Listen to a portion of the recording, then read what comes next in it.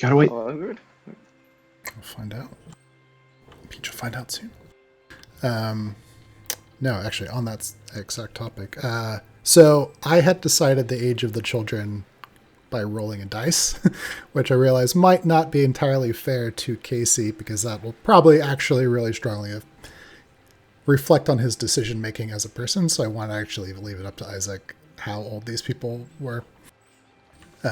So we talked about that a little bit. So we were saying like younger teenagers, like not quite as old as you, but not like children, right?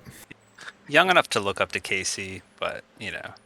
So just short. So yeah, basically what Chris and I discussed is that Casey initially talked to 3 kids that were just a little bit younger than Casey, a couple years, and then 5 ended up showing up to meet him, and one of them brought their younger sister, Mary Beth, the young one that tripped at the end, and that Casey grabbed when they fell in, because he has to look after his little sister, and so.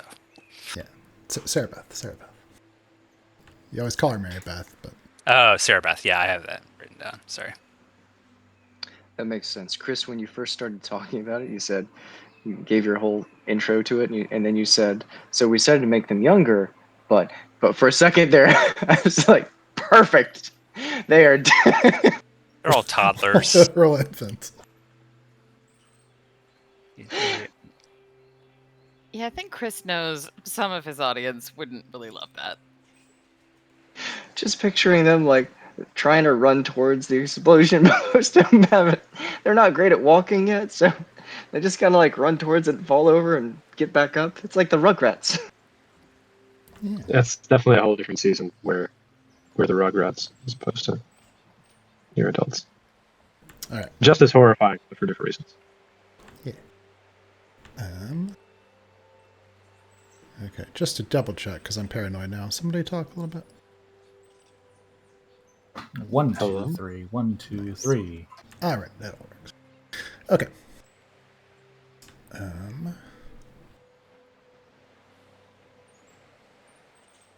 Esmond. Mulgwood's steps are smaller than yours, but he's keeping pace, despite his age.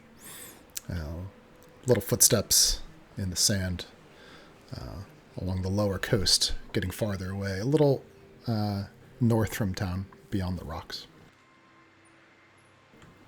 You see him glancing at you now and then. Look here, look there. He's been quiet for a while. And he finally says, so, you, something you want to tell me about? You got this look on your face lately.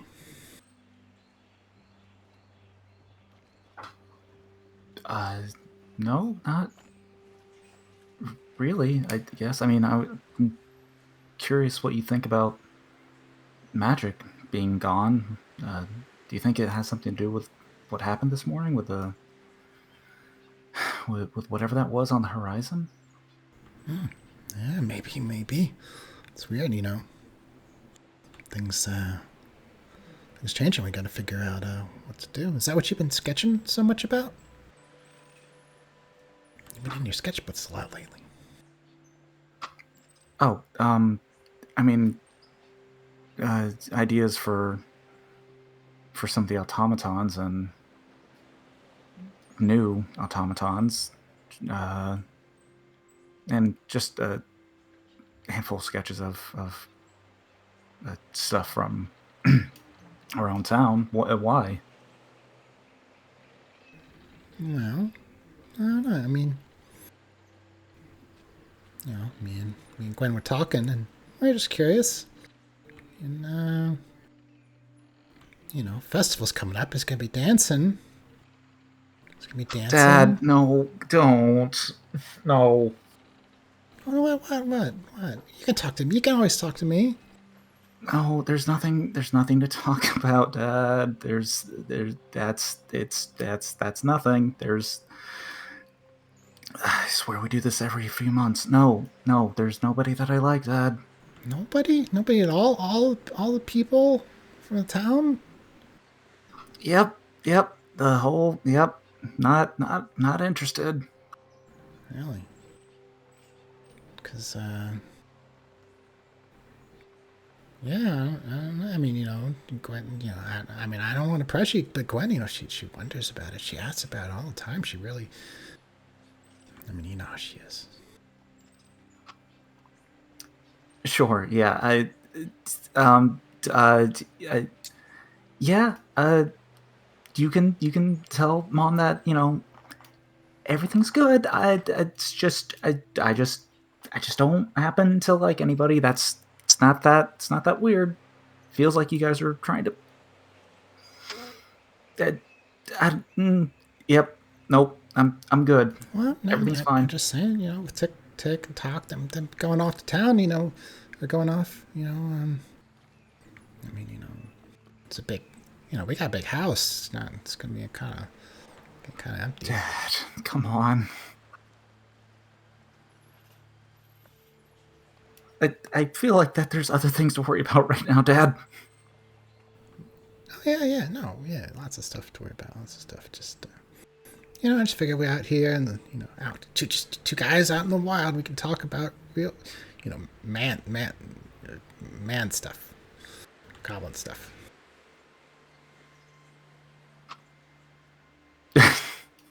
Esmond's ears are burning a bright purple.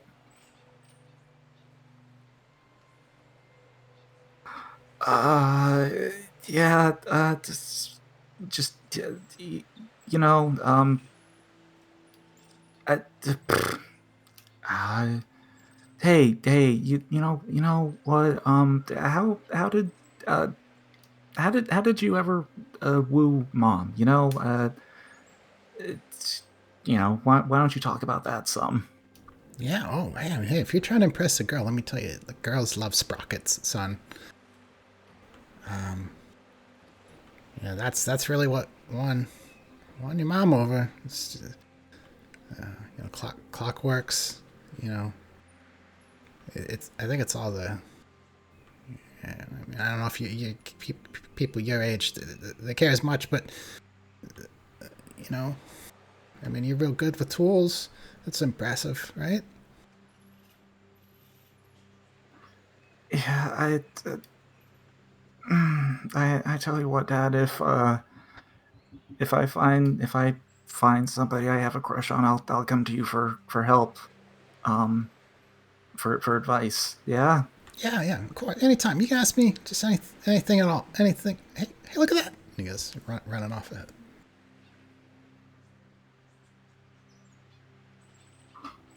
Esmond is going to stop for a moment, breathe very heavily, a sigh of relief, and run after Mulwood.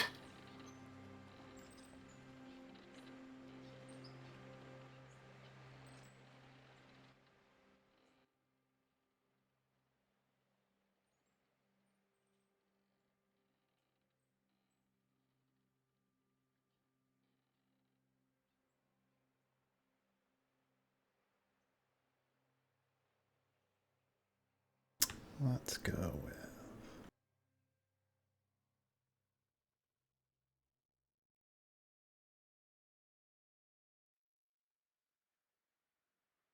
Let's try this.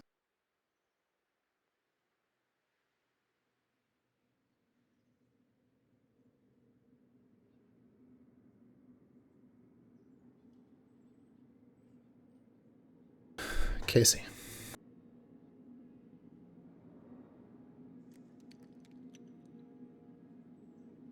Wake up on your side. It's dark, a little disoriented. You see a small hand curled.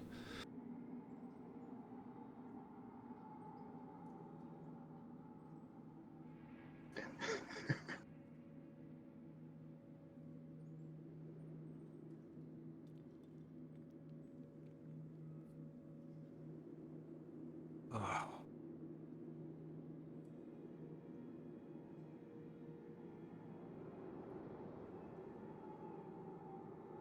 Casey reaches out and puts his hand on the small hand near him. You hear a light little groan, bit of movement.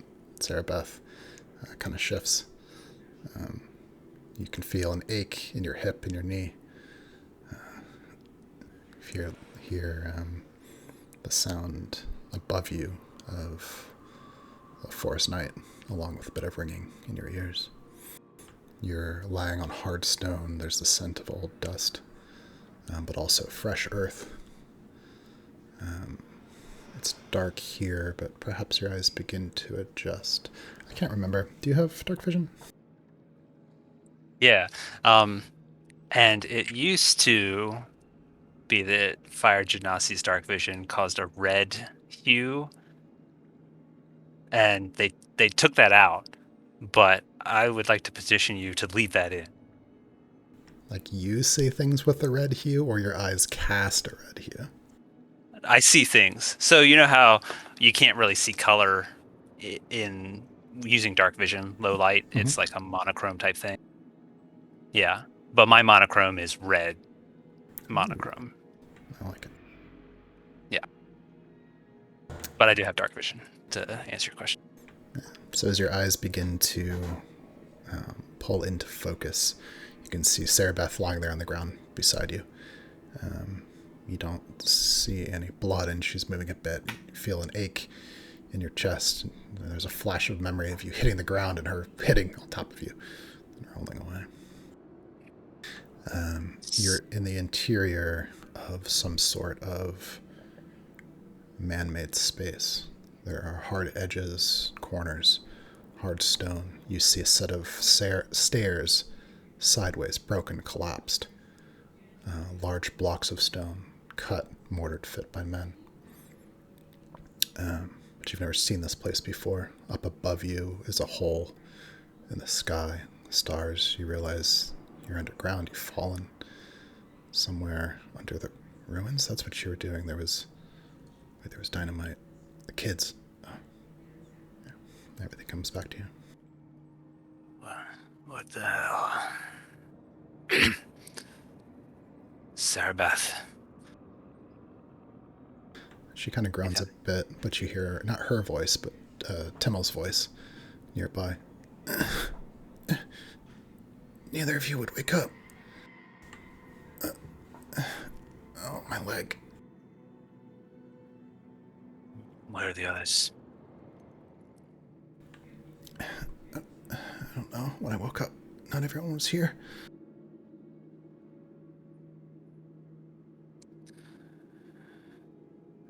Those who can hear me,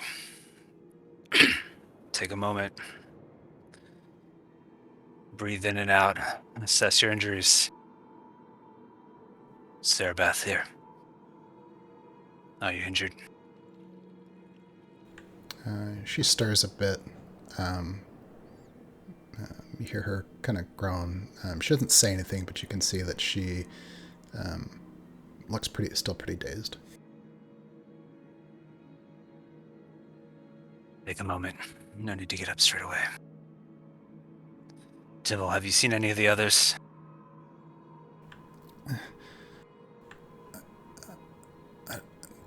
I don't. Not here.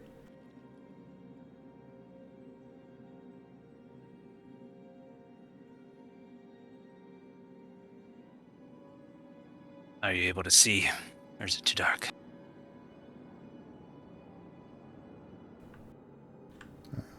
Timmel kind of squints a little bit. Do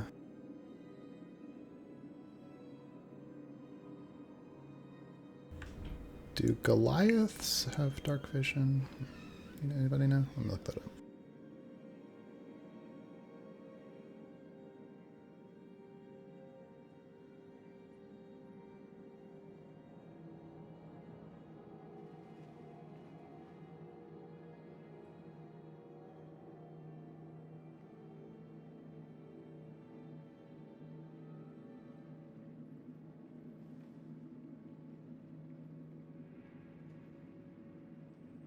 I don't know.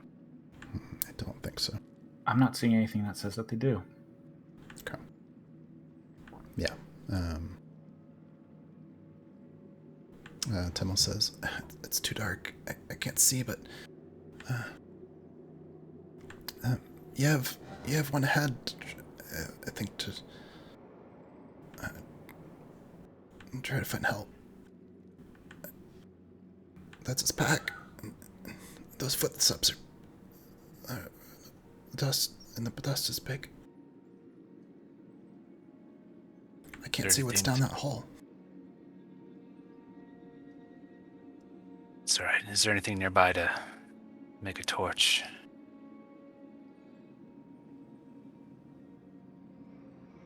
Rags or wood? I don't know. Maybe in the pack.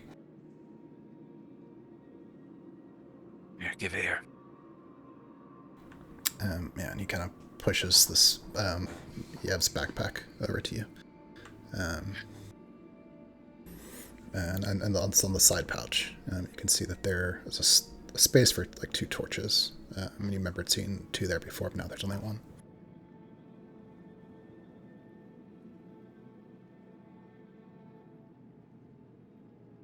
Yeah, I'll pull one of the torches off, and feel down and pull out my clockwork lighter if it's still with me. Feel around. Yeah, you find it. And I'll give it a light. Alright, roll a d6.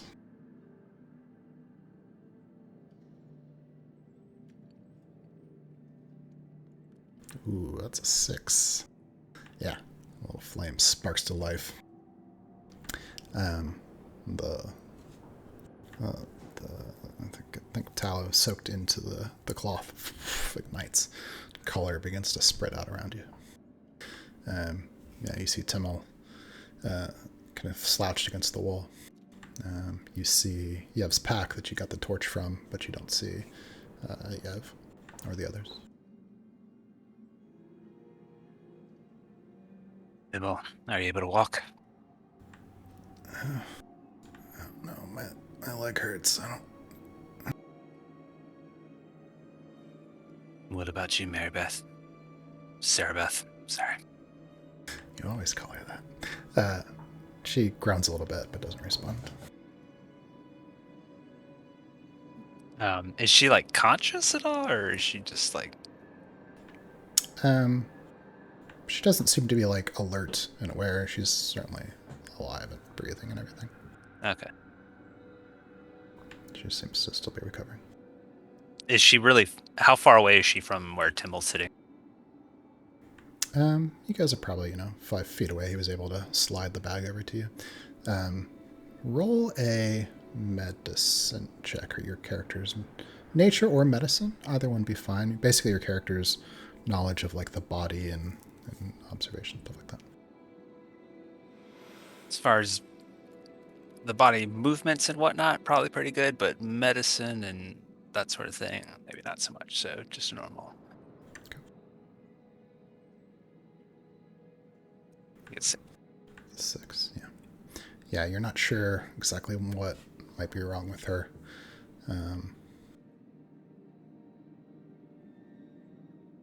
But they're close enough to where they're not like across the room from each other. No, all 3 of you are really close together. Okay, cool.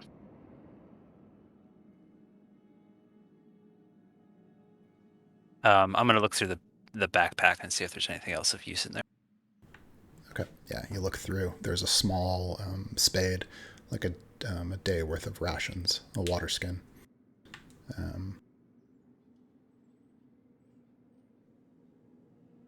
It looks like a small pack of seed. Okay. I'll pull out the spade and hand it to Timmel and kind of sit the pack over next to him. Say, here, hold on to this. There's some food and water in the pack if you two need it. I'm gonna have a look around. As you manage to get up to your feet, the ground is a bit slanted. It's almost as though, as you look around, it takes a second to get your orientation. You realize the room's sideways. You're staying on the wall. You see the orientation of the stairs. And you realize, this place is old. It's like something that fell on its side. You can see ahead of you and slightly down is an archway. also on its side. You can tell portions of this place have sort of collapsed inward, but there's disturbances in the dust, and it's very easy to make out footprints. For the size, most likely the Goliath boy, Yev, Shalati's brother. Shalati's brother was with us. Mhm. Whoops.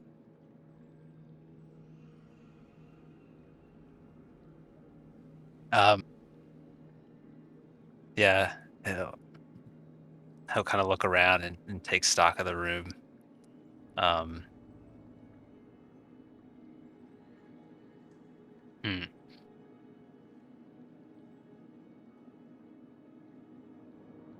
Yeah, I'll also leave the torch with Timmel, since he can't see in the dark, right? He's also a Goliath.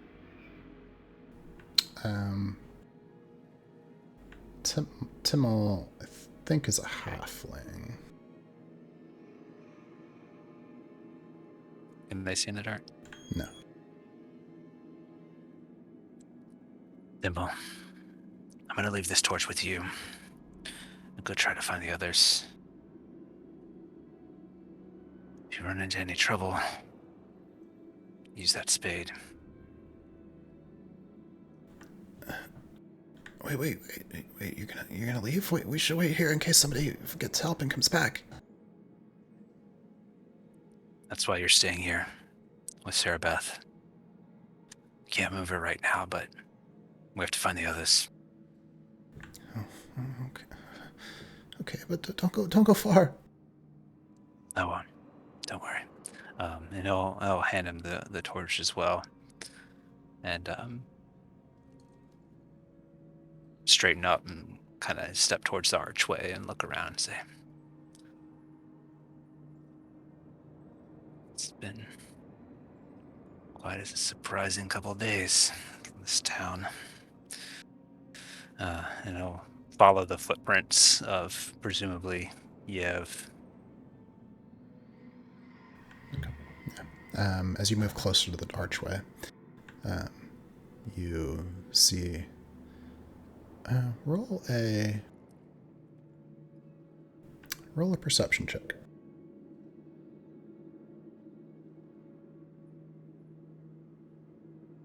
I think I'm decently good at perception. Maybe not.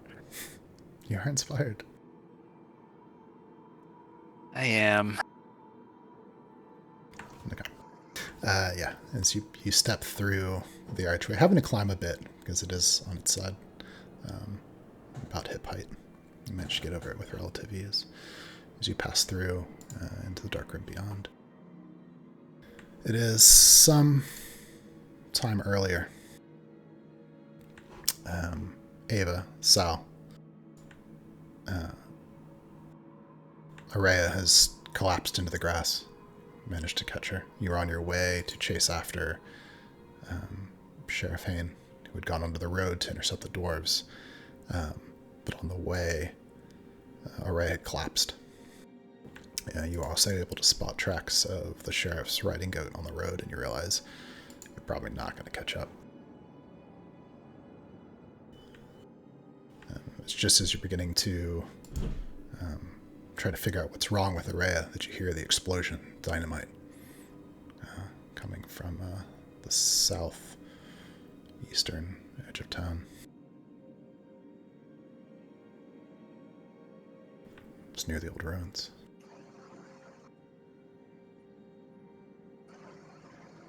That didn't come from the mines, did it? No, sounded close enough. All right. Sal shakes her a little bit. You shake her, but she seems to have fallen into some sort of slumber. She passed out. She isn't responding. Ava's gonna be torn. She starts to check her over. What does she see as Ava's like trying to look at her? You don't see any kind of signs of injury, bruises, nothing like that. There's no blood at the head or near the temple. It doesn't look like you didn't see anything happen to her. You were just running alongside her. She just slowed down and then collapsed into the grass as though suddenly overcome with fatigue. Is she feverish or sweating? Any sort of signs of distress? Yeah, I think you check the usual things. Nothing seems to be immediately alarming other than her heartbeat's a little slow, a little weak.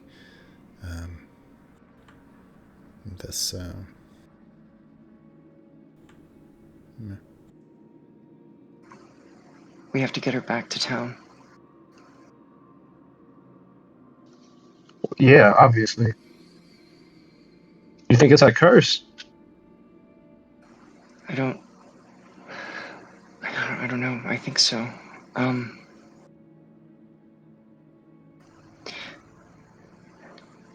Sal, did Casey keep any of that dynamite? He didn't show us, but he said he kept a stick. He made it pretty clear.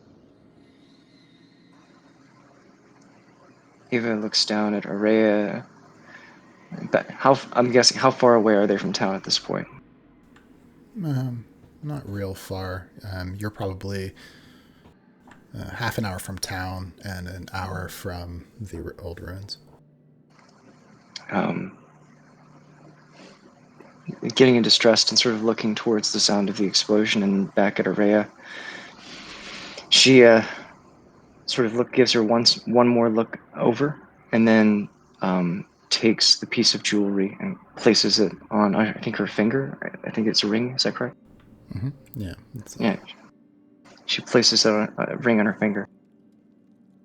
Okay. Yeah. You place the ring on her finger, and there's no immediate effect, negative or positive, where you can tell, but the small gem does begin to glow. Oh, come on. If she wakes up, we can go. Sal, can you carry her back? I'm gonna go towards the explosion, just in case.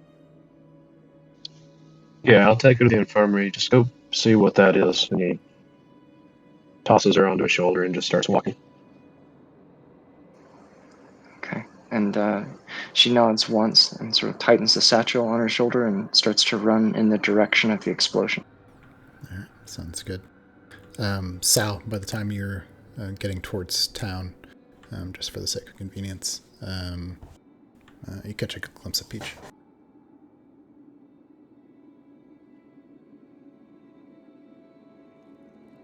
Hey, Peach.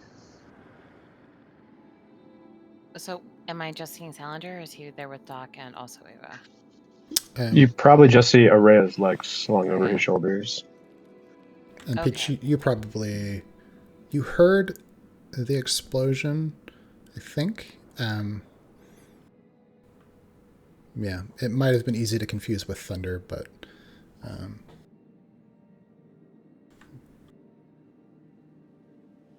Okay, so I just see Sal running with Araya. Doc is out there. Walking. There's no way he's running while he's Oh, carrying yeah. her. Peach would catch up and say, "What all happened? I lose track of you all for what, like 90 minutes, and what's wrong with Araya?" You know, I feel like I've been complaining most of my life that Shepherd's End is boring, a sleepy little town where nothing ever happens. Why did it all have to choose to happen at once? But she passed out. I think it's because she took the ring off for too long. We put it back on her finger. I'm taking her to the infirmary. The ring, that thing that making her, didn't that make her disappear? Aren't these Yeah, we had the curse talk with you, didn't we? I could have sworn you were there. Yeah, no, these are all cursed. Why'd you put it back on her finger? Ava found some notes. Well, our boss did share them with us. That if you take those cursed objects off, at least some Durga did, for long enough, they slowly wither and die. She hadn't had it on for, I don't know, almost a day, and we were running. She passed out. It might not be connected at all, but just to be safe. We're going to get her to somewhere and lay down and be safe. Doc ran off towards that. You heard that boom, right? I did. Yeah. What? Well, that wasn't. That couldn't be related to. What was that? Shoot if I know. One problem at a time. Doc ran off toward the boom. Anyone go with her? She's by herself? No, just her. Let's I got this if you want to try and catch her. She went towards the ruins. yeah, drop her in the wanderlust. You know where the crash pad is. And Oh, no. call the physiker to come to her, please. Out of character, how much further is it between those two locales? Does it make a difference if I went straight to the physiker? Those things are pretty close in town compared to like the distance to the old ruins. Like that distance is relatively trivial. No, then that's Okay. I'll just take I it was straight. imagining more of a distance. Yeah, that's why. Hopefully he's not napping. Yeah, I'll try and catch up with Ava. Where all is the boom? Near? Did you get a direction? I mean, it sounded like it was. Everywhere. Well, from where we were standing, it sounded like the south. All right, and she'll kind of hitch up her skirts and give like a tight look back at Araya, and just kind of nod to Sal. I'll see you in a few minutes, right? You'll come on back once the physiker's got Araya. Once I'm sure she's all right. Because I'm worried about Eva too. You know, she's no bigger than I am. You know, if there's something big out there, we need you, Sal. I'll catch up. Don't worry about it, but she's tough as nails. And then he'll wander. Okay. Sometime later, Ava, you can see the smoke in the last hints of sunset rising up from the old ruins. You can smell it on the air, dust. It's not quite like a campfire smoke, something different, something you haven't quite smelled before. As you begin to approach, you can able to see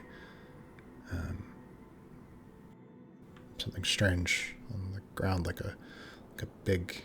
At first, it just looks like a big fire pit, that's extinguished. But then, as you get closer, you realize the entire ground at the old ruins has collapsed.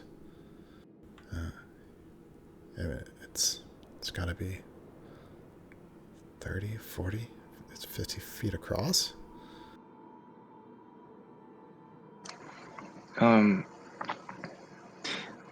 Seeing the smoke as she starts to approach and smelling it, she pushes herself to try to run a little bit faster. As she approaches the hole and starts to comprehend what it is, she slows down drastically, but as she approaches, trying to take in what she's seeing, but also just kind of concerned about the ground underneath her own feet, or knowing that there's no way an explosion could have done this, she thinks to herself. She slowly walks towards the edge of where that is, again, sort of testing the ground. As she gets closer towards the hole, and if there's a tree or something nearby, she'll try to sort of like have an arm braced on a tree, giving it a push to see if it's steady, and then lean over just a little bit, sort of towards the edge, trying to look down into the hole itself. You lean carefully, peering down into the dark. Sal, you reach the physiker.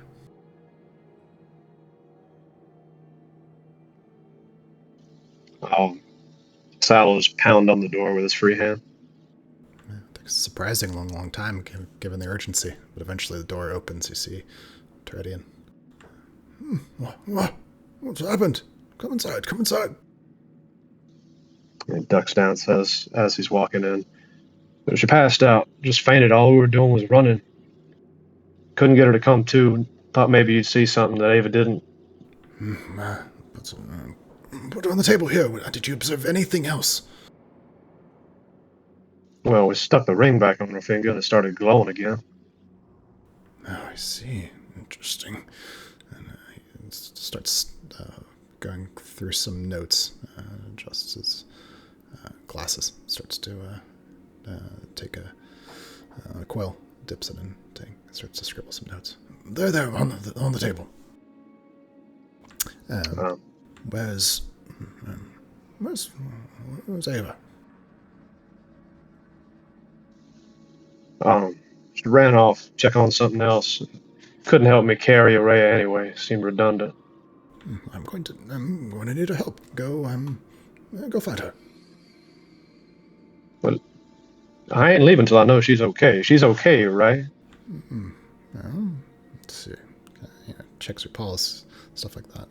Seems to be okay for now. All right. I'll fetch Ava. You sure she's all right? He says as he's backing out the door. Well, for the moment, at least.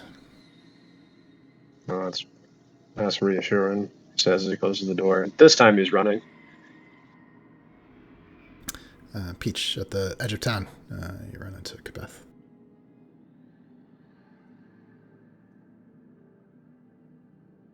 She is currently absolutely filthy. Like, she is, like, covered in, like, soot and dirt. Beth, what happened to you? Oh, me, Were you caught in that boom, that explosion? Are you okay? no, I was coming to find out if it was you guys, because if there's some kind of trouble, it was probably involving my friends. And no, I'm just I picked up a new hobby. Yeah, I'll tell you about it later. What's going on? What'd you guys do? Hey, I did nothing at all, thank you very much. But No, I didn't expect you. excuse me, rude. We're gonna go. We're running toward the mine, or at least I am. Doc's gone that way, and Mine? apparently Casey might be there, and or wherever, not the mine, wherever that. I'm going south. I'm going toward wherever that rumble was, that explosion. Chris, which way did the rumble seem to have come from? Yeah, probably from the south, if you had to guess. Where you were, it was a little hard to tell because it was loud, but... All right, well, Racy there! And she takes off.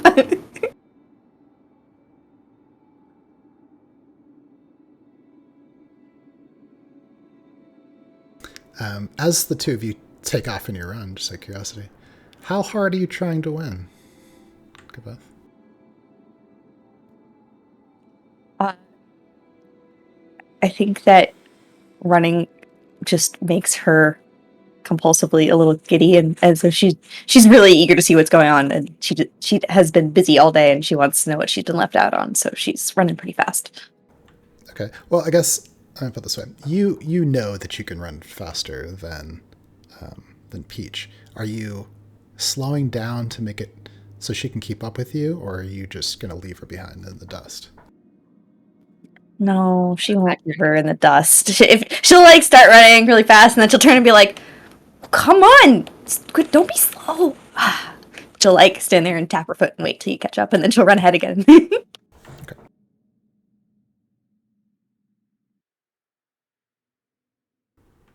Ava, you peer down into the dark, smelling the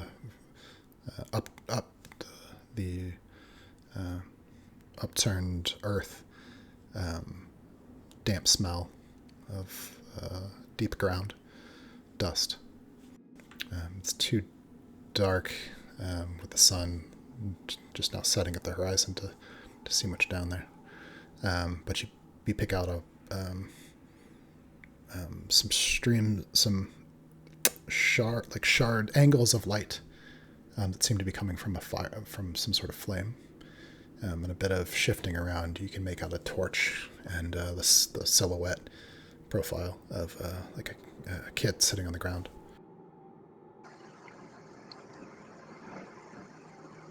Hello? Is anyone down there? Casey, Catching everything up now, you've just stepped through that archway, and you hear the voice of Ava echo behind you. How far have I gone from Timmel? You've just really stepped through that archway into the collapsed hallway. Yeah, I'll turn back and Doc, is that Casey? you? Yeah. There's like there's 6 of us down here. What? What happened?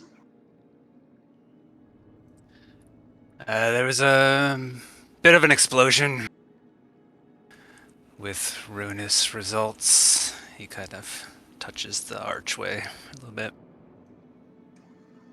Is everyone okay?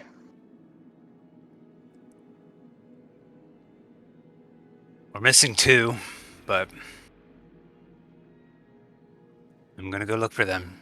Do you see a way to get up or down? I can't see hardly anything. I can barely see you.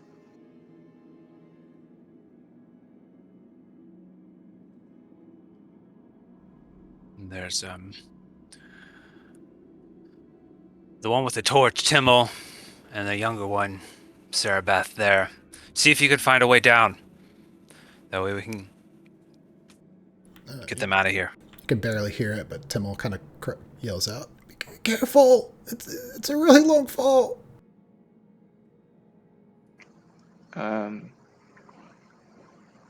Okay. Does Ava recognize his voice?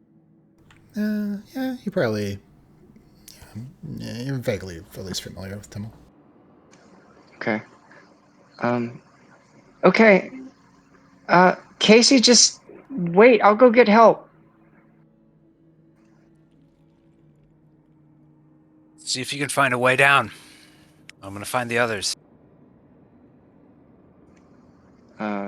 Chris, you said it's like a 20 or 30 foot drop at least. Down to where they are, you would estimate more like 40. Oh man. Okay. Easily survivable. Obviously. But I don't have a child to break my fall. 3 out of 5 people survive. Or 6. 3 out of 6.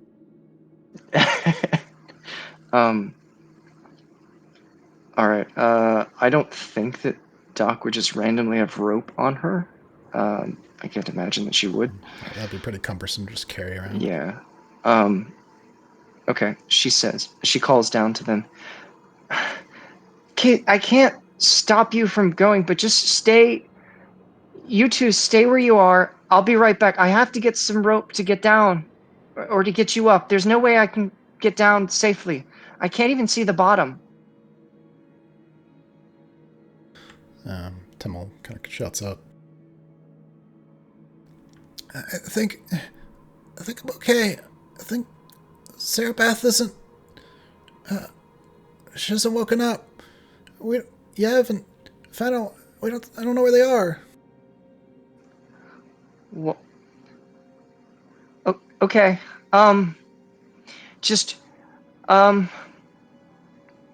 Okay. I need you. Doc, I'll be down. there has to be an entranceway down. They didn't come through this hole, obviously. Look around, see if you can find the way. I'm gonna look for a way down. If I can't find anything, I'm going back for a rope. Just stay there. And she starts to look and sort of try to make her way around, looking for a place that she can maybe climb down safely.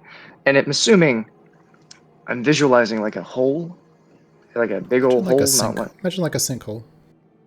Okay, yeah. So she's gonna sort of like walk around a little bit of the peripheral, kind of glancing across and sort of a little bit down, trying to see if there's any space to get down that's less than a 40-foot plummet.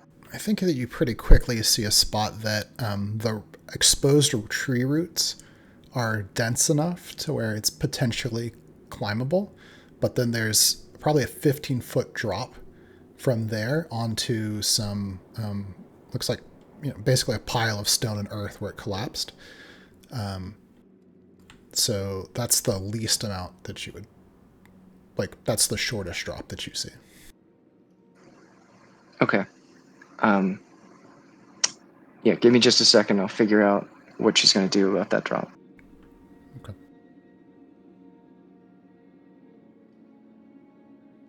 I'm not sure if the time perfectly makes sense, but we're going to say Kabeth and Peach, you are beginning. You can kind of see Ava. I don't know the horizon, but on the horizon. And back behind you, you can make out Sal. Beth, go on ahead. Help Ava. I'll take my time. I'm not going to trip or nothing, but run up. She dashes on ahead. She's so fast. She almost barrels into Ava. She's like, "Oh, hey, what's going on?" By the way, she's completely filthy. Like, Oh my God. There, something kind of explosion happened. Casey's down there with 5 others, I think. 2 of them are, I think one of them's hurt. I'm trying to find a way down. You don't have any rope, do you? no, I had string, but not rope, just string. And for some context for setting, you guys are at the old ruins. This is the place that you've come almost every week, maybe every 2 weeks for pretty much your entire lives that you lived in this town. You've been here a lot, and the entire bonfire, all the place that you've hung out, has opened up and collapsed down into the ground, leaving a giant sinkhole. And there's bare stone, and there's more beneath the ruins than you ever thought could be there. And I can see this from where I am now. You can at least see the sinkhole. I don't know if you can see the details of what's at the bottom, but She points to that and she's like, "That was underneath us this whole time?" Beth, focus. People are hurt. I have to get down there, and I need some way to be able to see once I'm down there. Do you have a torch? No, but I can run really fast. I can go back to town and I can get these things. A torch, a rope. What else do you need? She tries to think really fast. A torch, a rope, and anything else you can think of. That's it for right now. I think I have all the supplies I need.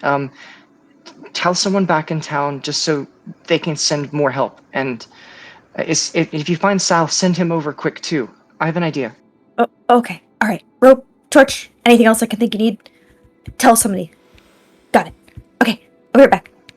Okay. She dashes off. She's running really hard, and then she'll slow down briefly as she hits Peach and Sal. She's like, "Hurry! Ava says to hurry up, Sal. She has an idea that maybe you can help with, and I'm gonna go back to town. I'm gonna get some rope, and I'm gonna get a torch, and I'm gonna get anything else that you can think of that we need." No, why are you talking so fast?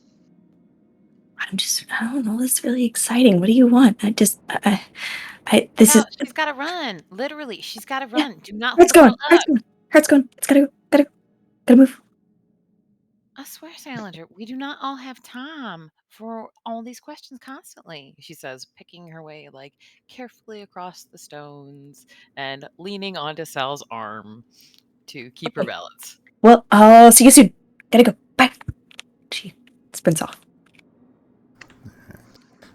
Sal, Peach, the two of you reach each other, of course, and you're beginning to approach the sinkhole where Ava is. If Ava sees them, she waves them over frantically. Pick up speed, joiner.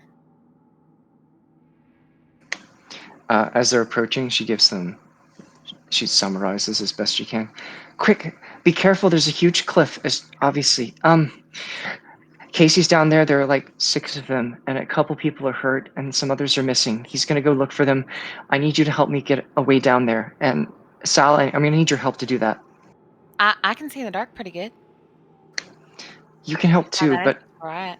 the first, I'm definitely gonna have to have you, one of you, see. I can't see in the dark, and it's gonna be too dark down there. But Sal, I need you around this way. Do you see the branches?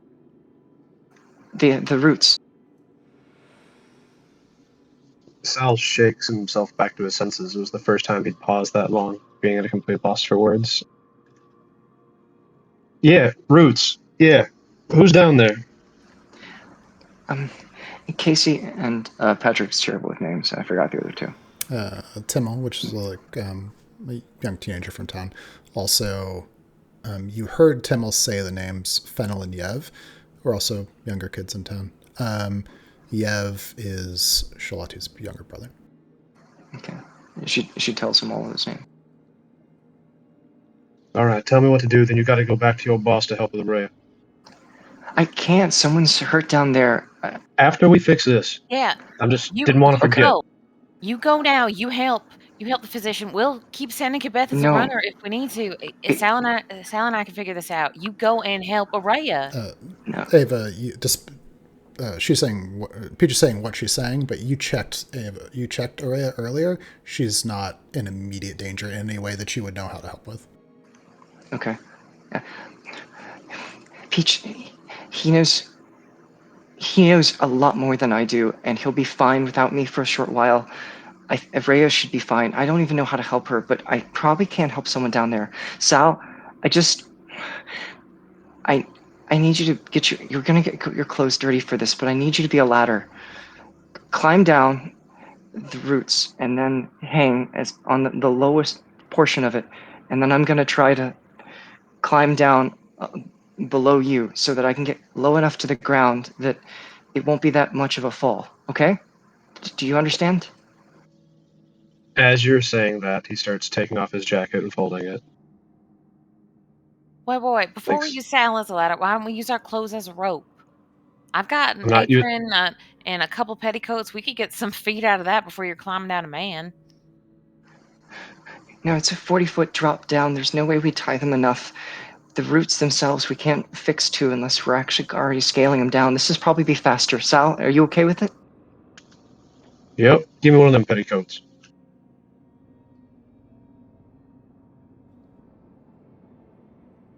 He wraps one of them around himself to keep the rest Okay. of his All right. clothes, mostly from being why? I damaged. thought we were not doing this plan.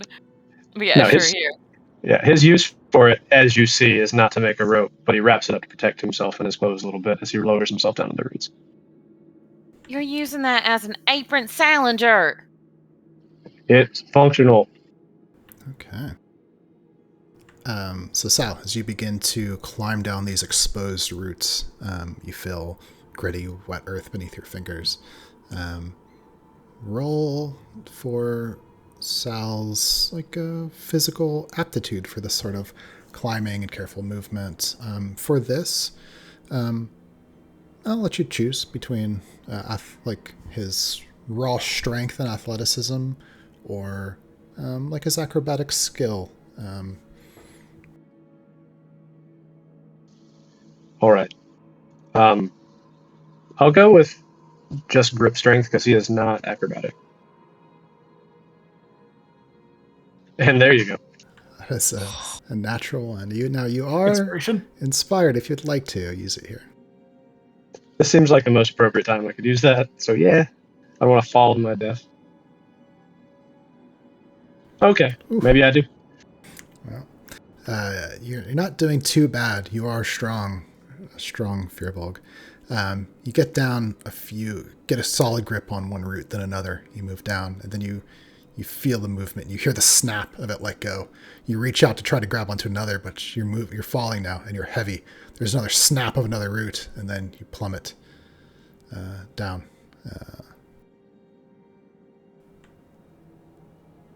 Kabeth, you are you're running. You're running as fast as you can. As you bound across the field, you begin to feel like you felt the day before when you'd fallen down. There's a bound in your step. You're running faster than you've ever run before. Last time you'd stumbled, but this time you're a little more prepared. roll for how good Beth at these sorts of athletic feats. Okay. And so I can choose an additional dice on top of D20, right? Yeah, you roll a d20, and then if you're good at this kind of sort of thing, you can roll a d4. If this is your best thing, you can roll a d6.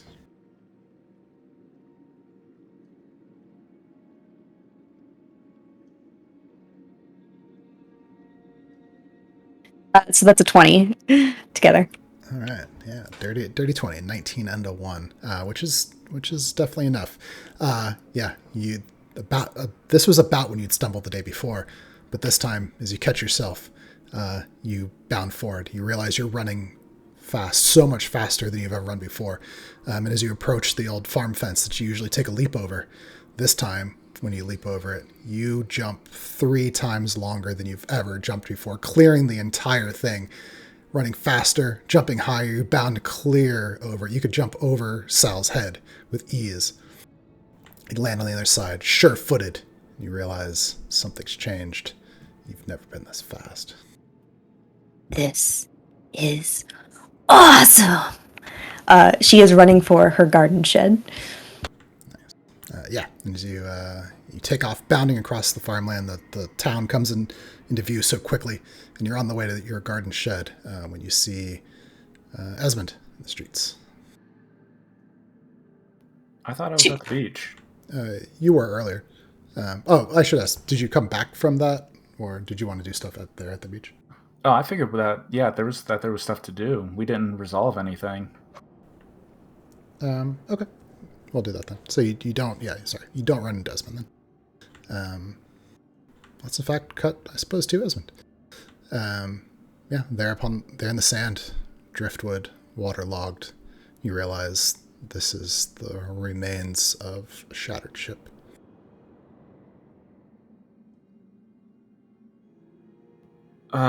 Immediately I want to scan the beach and the immediate ocean horizon for any people, any individuals that may have washed up. Yeah, you look around quickly, checking the shoreline, the water, for the sight of bobbing bodies. You don't see any, just the wood.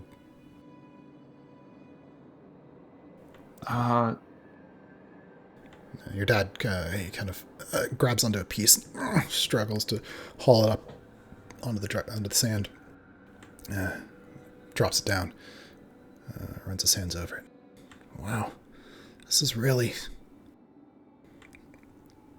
waterlogged. This didn't happen too recently. More than a day ago, at least. Is there on any of the wood pieces? Are there any letters or what would be pieces of the name of the ship? You can make out like half the last few letters of the name of a ship. It looks like OWER. That's what you see.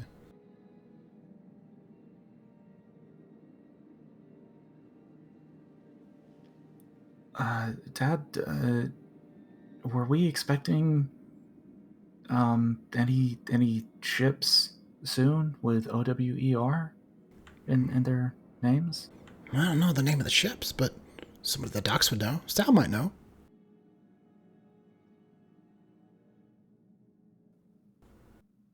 Oh, this might explain it. One of the ships was late. I wonder if... Oh no. Esmond is going to pull out the compass. Is it still... Where's it pointing to currently? Yeah, it hasn't changed. It's kind of pointing out to sea, not farther east than it should be pointing. Just out into empty sea. Dad, this isn't something inland. This isn't on the edge of our village. This, whatever this is way further out there. It's somehow... What if it's affecting... How far is it spreading? Could it be causing ships at sea to lose their way with poor navigation? Oh, jeez. I don't know.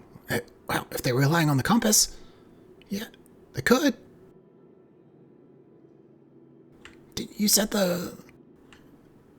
you said Gray, Killian. They were acting weird. Maybe it happened to the ship too.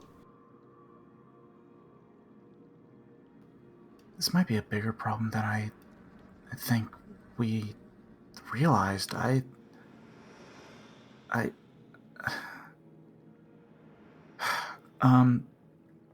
Dad, you should head back to the village and see if you can find the mayor to give him a heads up about this situation. I'm gonna run along the beach, and I'm gonna see if I can find any survivors. But I'll be right after you. Once I can clear as much as I can.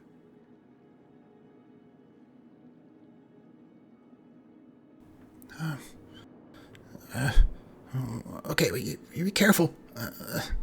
This isn't good. This isn't good. And he goes,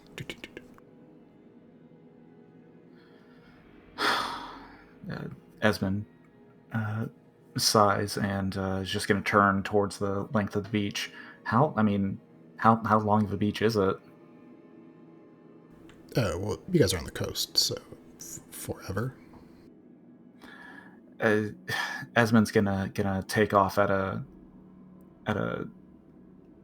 relatively fast jog and just keep an eye out for any bodies or survivors that may have washed up along the coast. But after maybe 10 minutes of trying, he's gonna give up and turn around and return to the village. Okay. Yeah, by the time you get back to town, the sun has set, and this is where you run into Kibet.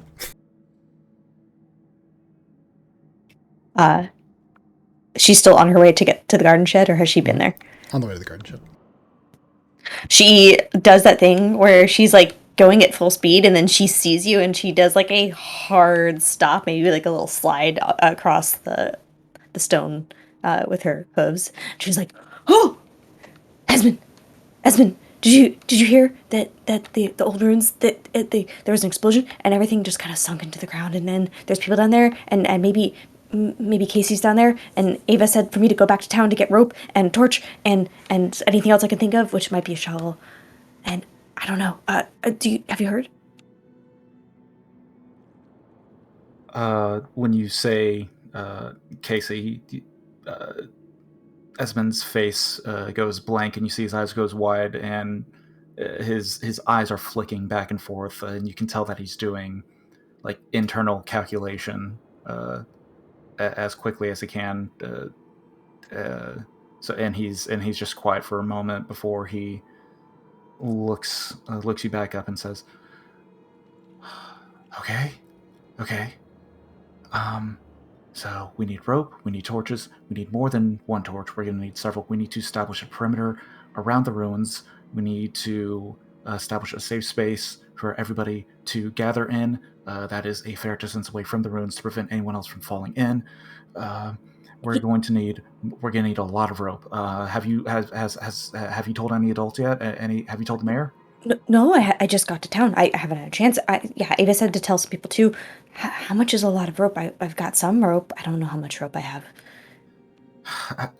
Do we know how deep the chasm is? I didn't get all the way there to look down. I got turned around when Ava saw me.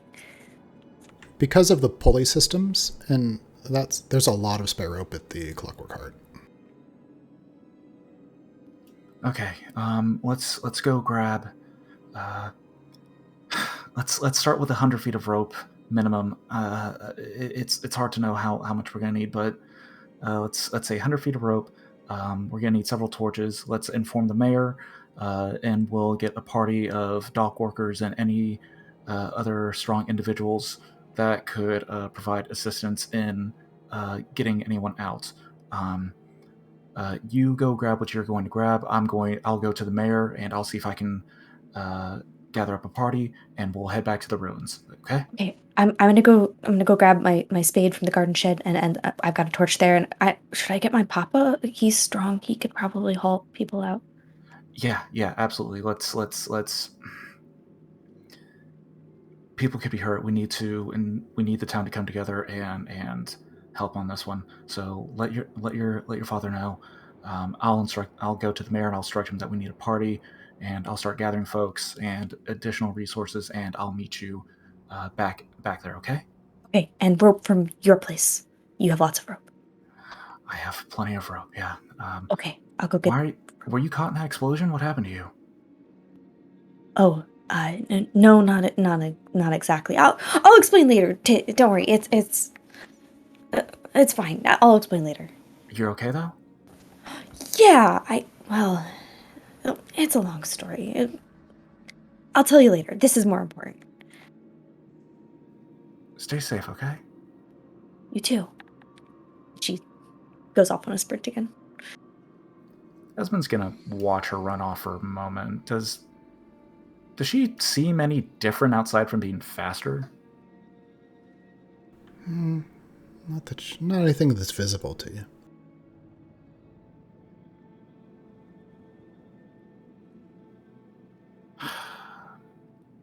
Add that one to the list of problems to look after. Okay. Esmond is going to turn around and he's going to run to the mayor's house. Cool. Salinger, you start to come to. There's an ache in your back. You can vaguely make out Ava up above looking down at you. Stupid plan. Sal, are you okay? No, I fell. Salinger, this is not time for a joke. Are you okay? He feels to see if he's okay. Yeah, you move your arm, reach around. Your back hurts pretty bad. There's an ache in your side, pretty sore at the hip, and your right leg. A lot of stuff hurts. I'm gonna try and get up. No, don't try to get up. Can we see him? At this point, it's a little too dark, and the light from that torch down there isn't quite reaching him. And Timmel's I've got dark vision. Can I see anything? yeah, you could probably make it out. Can you see him? Yeah, I can see him. He's laying on his back. Okay. Sal, don't get up. Peach, I don't want to do a stupid thing more than once, but I don't want him just to lay down there until we get the rope. I should have gone down first. I might not have broken it all. I mean, I wouldn't have been able to help anybody, but at least we.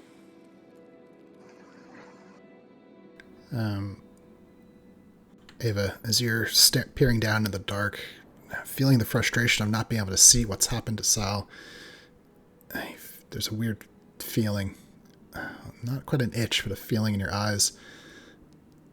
You feel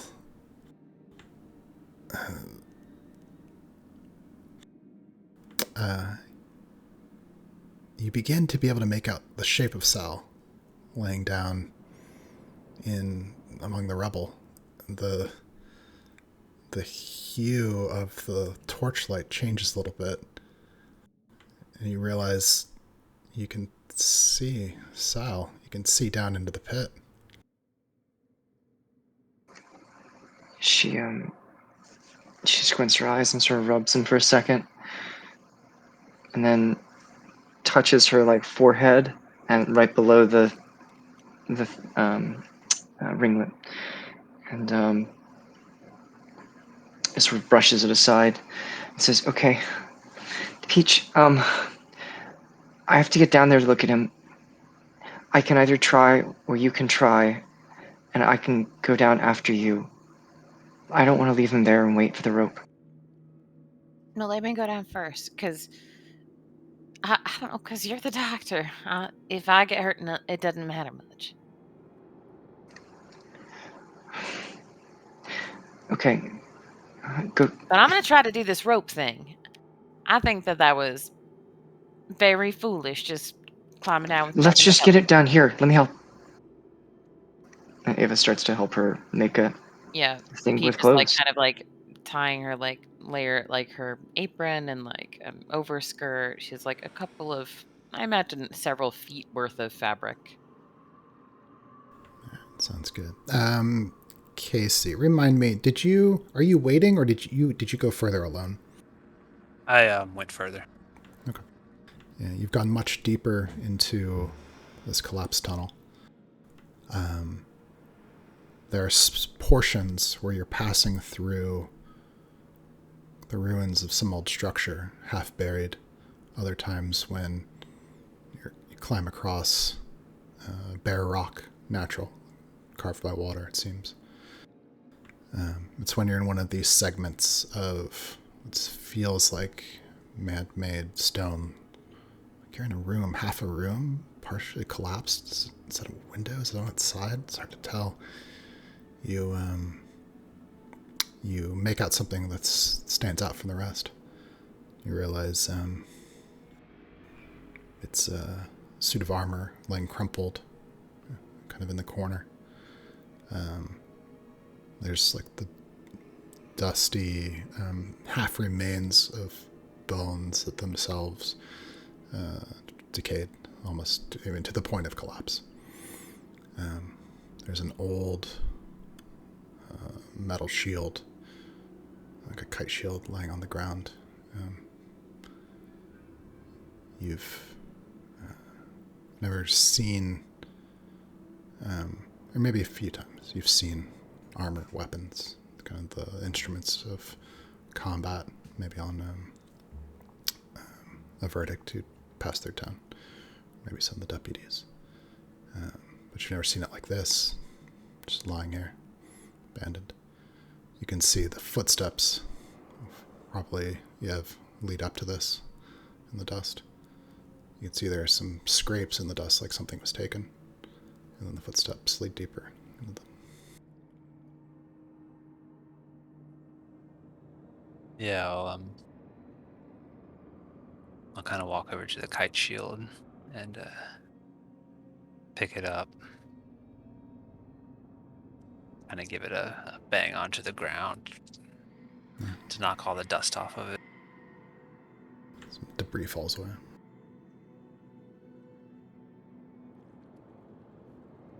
I'm sure Ez can make something useful out of this.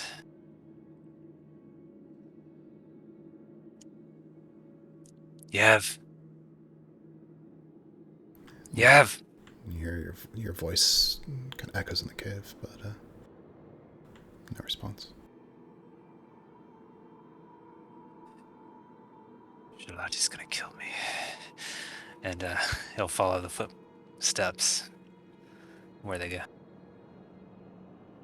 You follow for some moments more. To 10 minutes.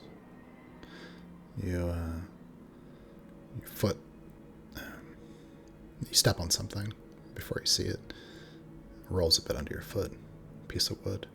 Smell. It's a torch that ran out.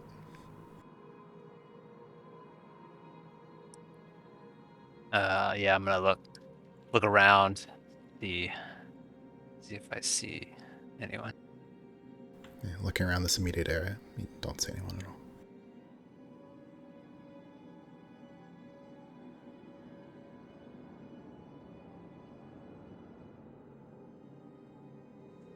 Where are you? Yeah, I'm gonna move forward still, kind of taking it slow, trying to watch my step, even though I can't see. I know caves and whatnot can be a little treacherous, so. And plus, I want to keep a special eye out for small humans. But Yev is a Goliath, so kind of taller. But Timmel's a howling. I know where Timmel is. Yeah. So just to clarify, is there actually 5 of them? Yeah. There's Fennel as well. Okay. So that's 4. Well, I was counting you as the fifth. 5 others? Oh, okay. Yeah, that worked. I thought there was 5 other kids besides me. But yeah, if there's just the 3 and then one brought their little sister, totally cool. Yeah, I think you had said that, but I had read it as you were included in that. That works. Peach. Yeah, so you've made the rope out from your skirts and the jacket. Okay. I imagine Peach has done similar things like this before to sneak out of the house at various times. So I imagine this is quick and relatively efficient. And then she kind of nods to Ava and says, all right, I'm going to try to climb down the same way Sal did, but hopefully it won't break as hell underneath me. And I'm going to loop this round. She kind of loops the rope, the makeshift rope, over her arm and shoulder and ties sort of a slip knot to the end. I'm going to keep this loop and I'm going to keep moving it to these different routes as I go down so that hopefully if I fall, I don't fall to my death or, crush Salinger. That's the hope. Please tell people that this was my plan in case I do die. Okay, just be careful. Peach will attempt her plan. All right. Well, with the assistance of a rope for this sort of thing, I probably won't make you roll for that. However, well, we do need to find out how good you are at making ropes. So as you begin to descend, roll for how crafty, how good your character is at that type of thing.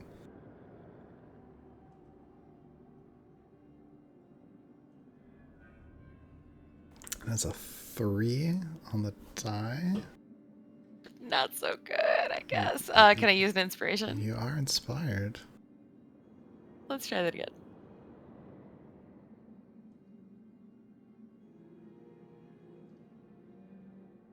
Chris, you set up the wrong setting for this roll 20. We're not supposed to all flub every roll. With your inspiration, that's a 14, and that is enough to make a rope, I think. So I added a bonus there of the D4 because she's definitely done this before. Okay, sounds good. Descended down the rope. You feel the strain on the fabric holds, and you have probably pretty easy. You guys have an easy time. You lower down to where Sal is. Okay. We're both gonna do? Did Ava come down after me? Yeah. Oh, okay. Yeah. A moment later, the both of you get down there. Peach is on her knees near Sal before Ava can get there, saying, "You idiot! I cannot believe you tried to climb down this on your own." And Peach, shut up. Move over here. She moves you out of the way and says, I need you. Go look for the others. Tell me how you get there. Don't lose your way and come right back. Sal, listen to me. Okay? I'm going to start moving. You're going to, go and do everything that I say. I need you to lay very still. And I need you to just sort of try to be as calm as you possibly can. And then she's going to slowly start to, move his feet. She's going to, go towards his shoes and start, moving at his limbs to, press on him, asking if he can feel it and whether or not it hurts. And she does this at different parts on his person, trying to get an idea of where the injuries are. Go ahead and give a roll for your knowledge of the body and medicine.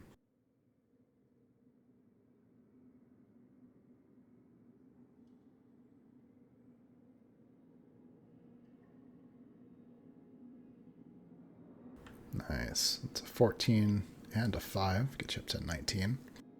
Quite good for this. You find out the two of you discover together pretty quickly.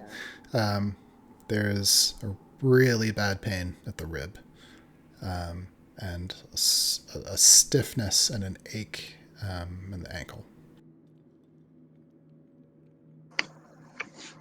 Okay. Would she think that a rib is bruised or broken? More than likely just a really bad bruise. Maybe a fracture. Okay. Okay, Sal, you probably have, this is really sensitive because it's probably at least bruised. It might be fractured, but it's just going to be really sore, so you need to stay off of it. I'm going to try to make a splint for your ankle just so you can sort of keep it straight. It's only going to be really temporary because I have to go check on some other people, okay? You're just going to try to pull your back up to something and just wait here until I can come back, okay? I have to wait here. You can move if you want to, but I wouldn't put much weight on that ankle. It's probably you're gonna collapse, I think. And with the rib, it's up to you. You can move as much as you want. It's not gonna make things worse, but it'll probably be too painful for you, she says, and she's starting to make a makeshift wrap around his ankle to try to keep it in position. Stop. It's not serious. Go find everybody else. Okay, here. I've already started it. It's really simple. Just keep doing it for yourself, okay? And she's gonna take her back. Go. Run. And she nods and says, okay. And she goes to look for the others based on where they were previously. Well, You there's sent Peach running, so she would have. Oh yeah, that's right. Peach. Where did you go? The direction indicated. Where did Ava indicate? Well, sorry, I should. Right now, your choices are pretty simple. Just what you're doing. In this room with you, right, is Sal lying on the ground, Ava attending to him. Timmel's holding a torch. He's leaned against the wall. Right on the ground next to him is Sarah Beth. They're in the same room. Casey. Oh. I didn't realize that either. Yeah, no. Thank you, Chris. I thought they were in entirely different areas. Yeah, sorry. I would have played that a little bit different. So let's reverse the sending and you leaving and all that crap. Well, We're just both. For Yeah, context, let's just cycle it back that our conversation made sense. the thing that still made sense about what you were saying, which is the reason I didn't interrupt, is because there are two people missing, and Casey's not there. Casey was talking to you earlier. You said to wait, and then Casey stopped responding. So there are people missing. Okay. You In our gotta stay conversation. here. There are people here who are hurt. It's not just Salinger. I can at least go look for Casey. Okay. Yeah, that works. Just she's gonna break out a small piece of chalk. She breaks it in half. It's now down to just a smidge, and she hands it to Peach. And she says, "If there are different paths, just mark where you go, okay?" Yeah, that's real smart. Thank you. And then she moves to the girl who was laying there and not responding. Yeah, you move over to Sarah Beth to tend to her, and Timmel's nearby. And as you move down from the pile of debris, the top of that pile where Sal had fallen was in shadow because Timmel's way down below. But you realize, Ava, as you're working on Sal, the sun is completely set now. It's night. You realize you can see in the dark now. You've gained dark vision.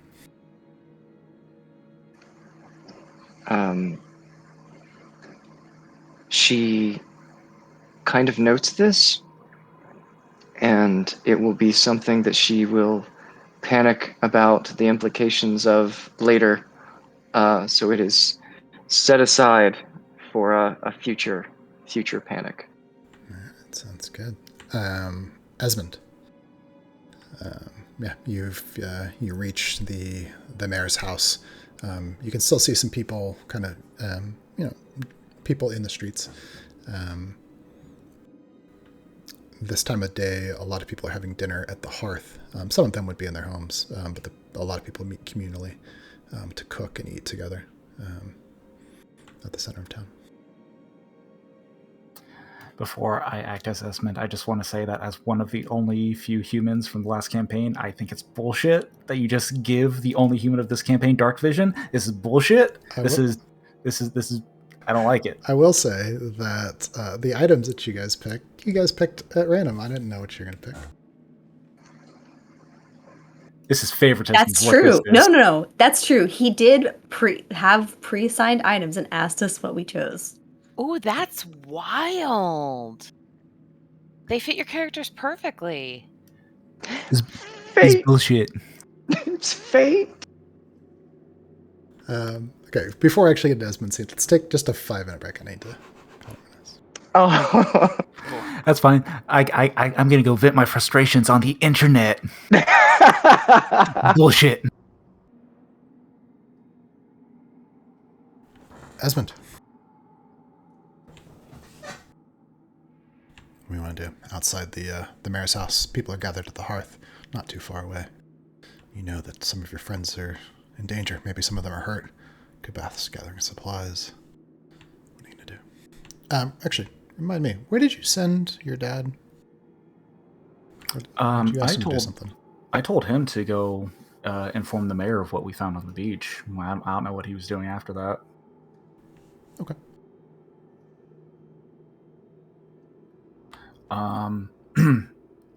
Okay. I'm gonna go knock on the mayor's the door to the mayor's building, home, whatever. Okay. Yeah. Boom, boom, boom. Knock on the door. Doesn't take long. Door opens. You see your dad inside. And the mayor's. Oh, come in. Russian without even closing the door. Sir, there's been an issue at the ruins. People. Your father was just telling. Wait, the ruins? What do you mean? Yes. I don't mean to interrupt, but a chasm has opened in the ruins, and orthoclase and children have fallen in. What? Sir, yes, we need to establish a perimeter, and we need to gather people and ropes and torches so that we can go and assist them and get them out. Okay, go find Sheriff Hain right now. Yes, I will send some people to. You said the road ruins. Okay. Yes, sir. I'll do that. Dad, we have rope in the workshop. Can you bring some to some of the townspeople that the mayor gathers while I go see if I can find the sheriff? Oh, jeez. Yeah, I'll go there right now. Oh, you be careful. Don't go near that. Yes, sir. Can do. Mayor, do you know where the sheriff would be around this time of day? No, Mr. Normandy, most likely patrolling at the edge of the farms. Out of character, Esmond doesn't know that the sheriff has probably left. Yeah, no, I don't think so. Yeah, that's fine.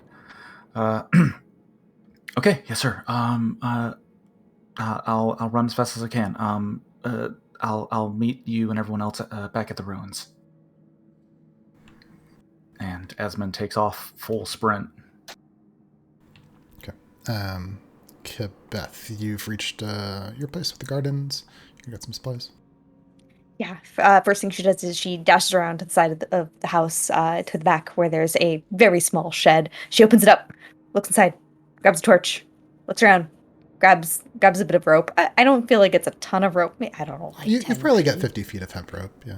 Oh, 50 feet. That's a lot more than I expected. Sweet. And then she starts like scrambling through, like there's like a pile of things just like leaning against one side, like it's a big stack of like stakes and other things, and then she finally pulls out a rusty old shovel, and says, yes, okay, papa,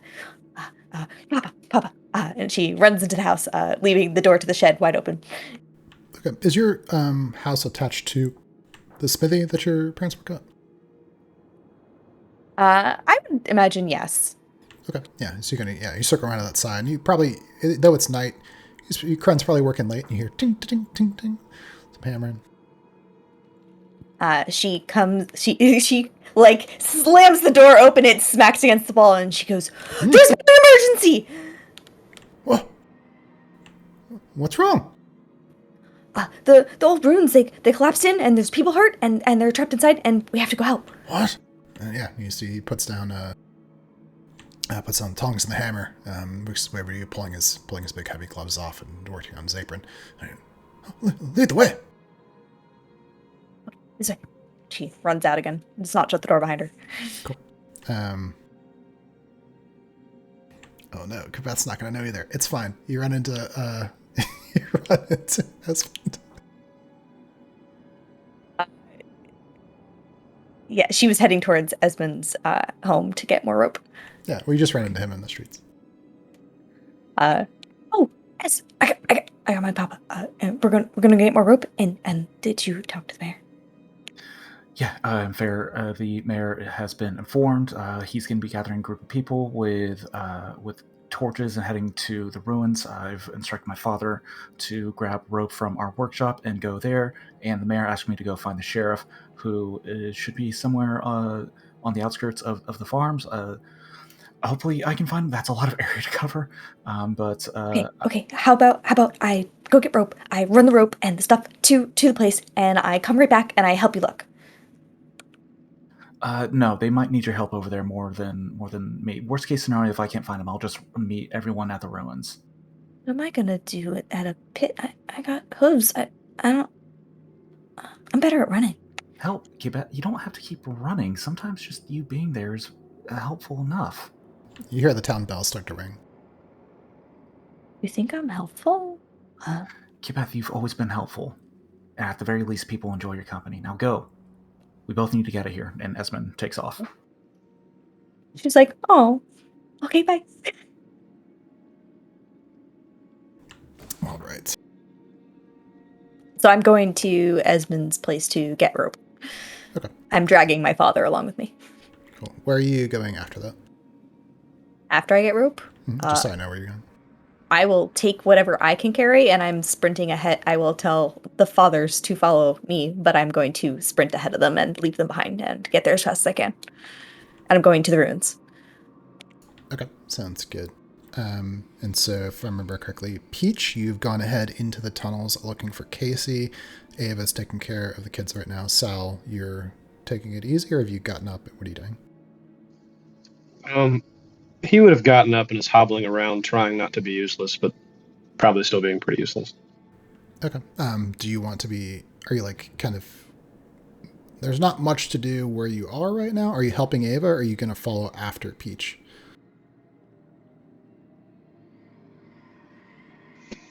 I would ask Ava if I could help and see what she says. Okay, well, I'll have you're assisting Ava, because certainly there'll be something to do in terms of the kids' injuries. Okay, Casey.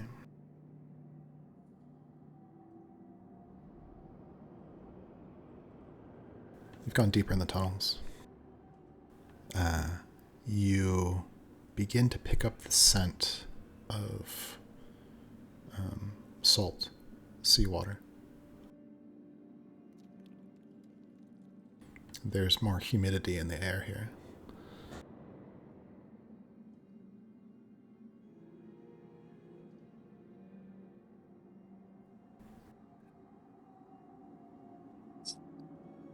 Salt water. Surely the cave hasn't gone this far.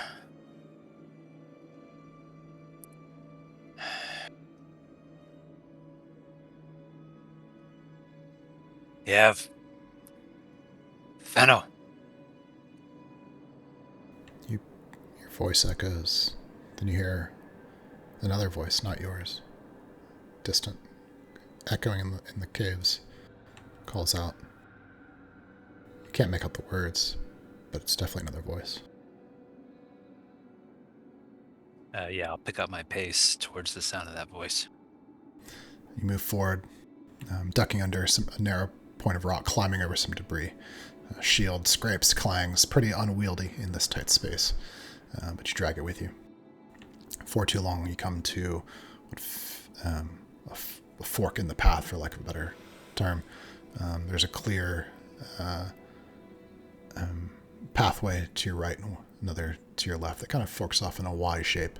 You hear a voice again coming from the way on the right, and you feel maybe a bit of a breeze from that direction as well. Is it recognizable at all as one of those two, or? Hard to tell precisely, but chances are pretty good. Yeah, right, it is.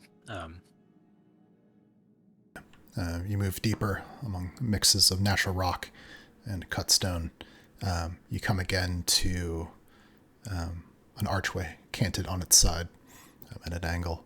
You, as you kind of come around the corner, peer out through this archway, you see a large cavernous space, a section of floor in front of you, and then a narrow path of what seems to be a bridge, but canted a bit to the side, tilted downward, collapsed. You can see that it's broken in the middle, and there's the rest of a section after a gap on the other side. You hear a voice much clearer now call out, "Somebody there! Who's there? Casey!" Yeah, and you make out Yev's voice, Shalatu's younger brother, Goliath. Can I actually see him? You can't see him right now. Yev, where are you? Help! Help! Slow down. Tell me where you are. Now, in this chamber, you can hear the sound of water. The scent of salt is thick. You're basically looking at the edge of a cliff, including the collapsing bridge. You don't see Yev, but you realize pretty quickly his voice is coming from over the edge.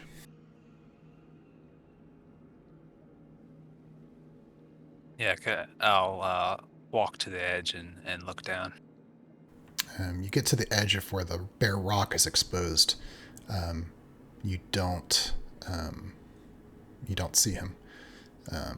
You hear him call it again. "Casey! Casey!" And you realize it's coming from the far end of your side of the broken bridge.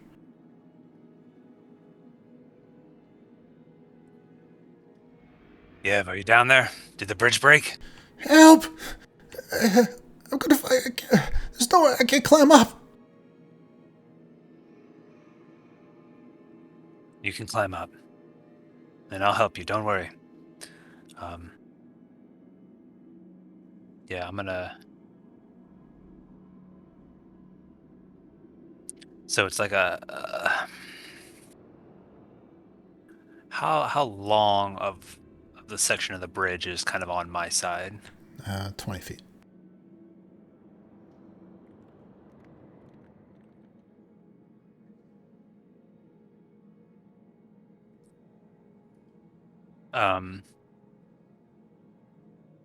Yev, do you have hold of the bridge tight? Yes, I can't get up. Hold on tight. And I'm gonna squat down on the board that's, first going over the edge and see if I can. It's stone. It's like a big, thick stone bridge. And it's kind of like at an angle. So that's like, there's the corner of it's facing upward. Just so you kind of have an idea of the space. It's stone, not wood rope. So it's See, I'm thinking like Indiana Jones and the Temple of Doom type bridge. Is it different than that? Is it a stone bridge that broke in the middle? It's a stone bridge that would have gone all the way across and has broken in the middle, and your side of it is like canted downward like that. Oh, okay. I was thinking it was like a wooden bridge thing. Okay.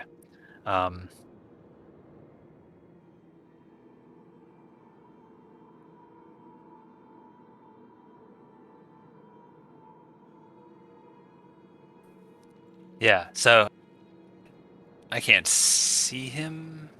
No, you can't see him. And as you look around, you realize where he must be is at the far end of the bridge, and it's thick. Where it's canted down, he is the end of it. Okay.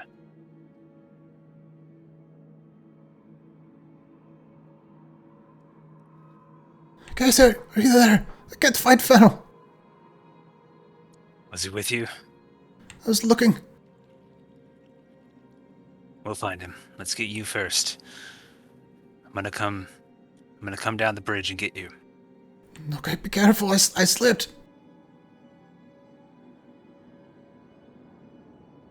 Just hold on. And I'm gonna kind of assess that half of the bridge, as far as whether it'll hold my weight or not. Okay, yeah. So you can. Interesting. Yeah, roll if maybe your character's knowledge about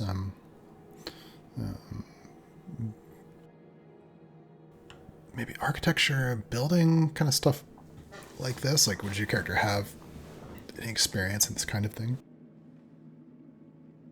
I think less in like actual construction of that sort of thing, but I think given he parkours around town a lot and is often jumping and climbing on structures that were not meant to be climbed on and that sort of thing, I think he's pretty good at assessing whether something will hold him or not. Okay, that makes a lot of sense. Yeah, roll that d20 and you can add that d4. Cool.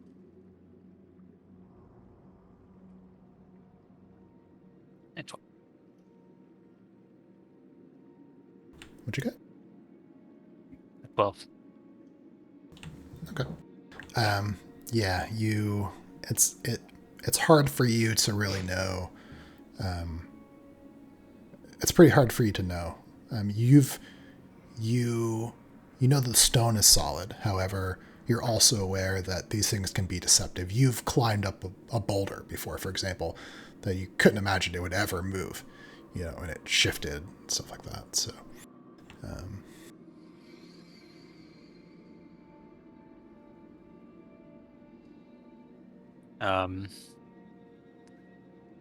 Yeah, I'll start to move down onto it. How much of an angle is it at? Is it like, how steep of it? we'll say basically like 40 degrees, not quite a 45. Okay. So kind of steep. Let's say half of that. Let's say about 20 degrees. Okay.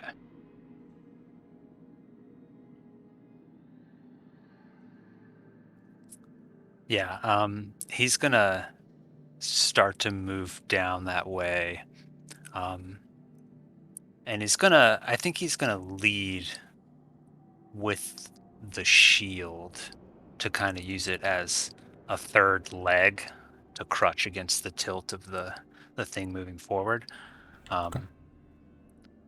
And he'll slowly make his way down that way. And as he's moving along, he'll talk to Yev and say, "I'm moving your way now. I'll have something for you to grab onto. Just Okay, keep Casey. talking." Okay, Casey, help me up. Help me up. Nearly there. Just hold on. All right. As you begin to move, you careful steps using the shield to widen your base, and you get about halfway. You hear grinding and a tilt. You feel the stone shift. It stops, but you catch some movement out of the corner of your eye. You see what seems to be a sword that had been lying on the bridge. You hadn't really noticed it amongst all the debris, and it begins to slide towards the edge. The crossguard catches on a rock, but it's teetering at the very edge. And that's farther. You're at the peak of the bridge because it is on its side. It slid down. It's about the middle, but almost falling off on the side. You would have to. From here, you would kind of detour from what you're doing to try to reach it. It's a little bit out of the way. But it's also at that time, as the stone shifts and there's a loud kind of a grind and a bass sound, you hear Yev crowd, oh, no, Casey! And Peach, you hear this echoing in the caves. You've caught up.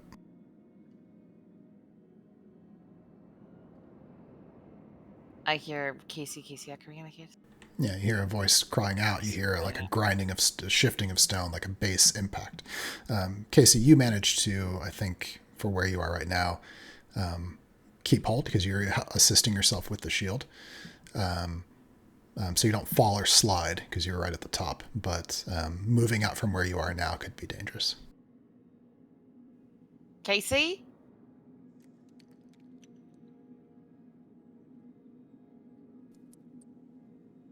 Peach,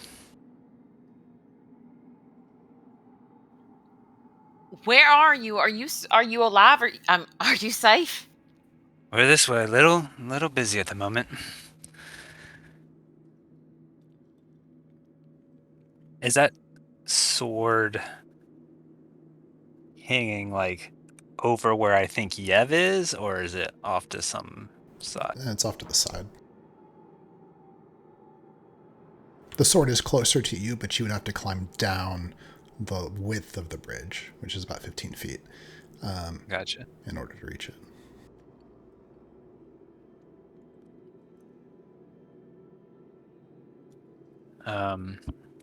Yeah, This is Casey. like a sturdy-ish stone bridge. Ish. It would be incredibly sturdy were it in a good state, but it's broken Yes, in the yes. middle.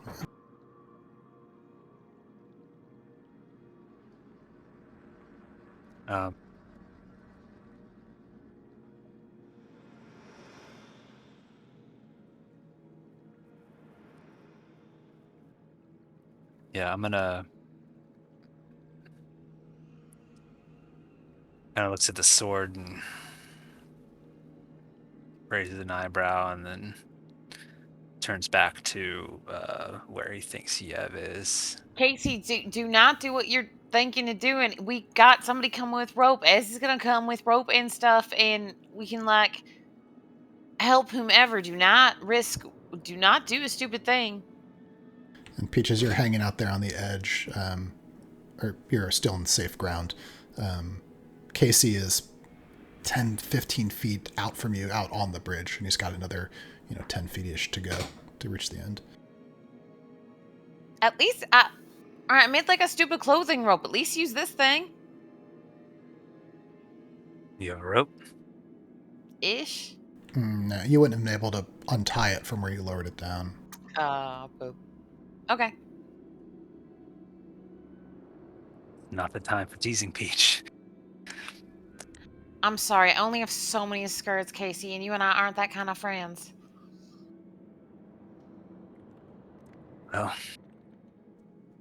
can't wait for the others. Why not? Yeah, can't hold on all day. Yev's down there? You probably hear him call out, Casey! Casey!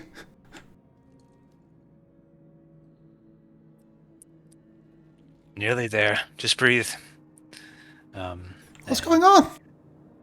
He'll turn back to Peach and kind of give her a nod and say, What can I do?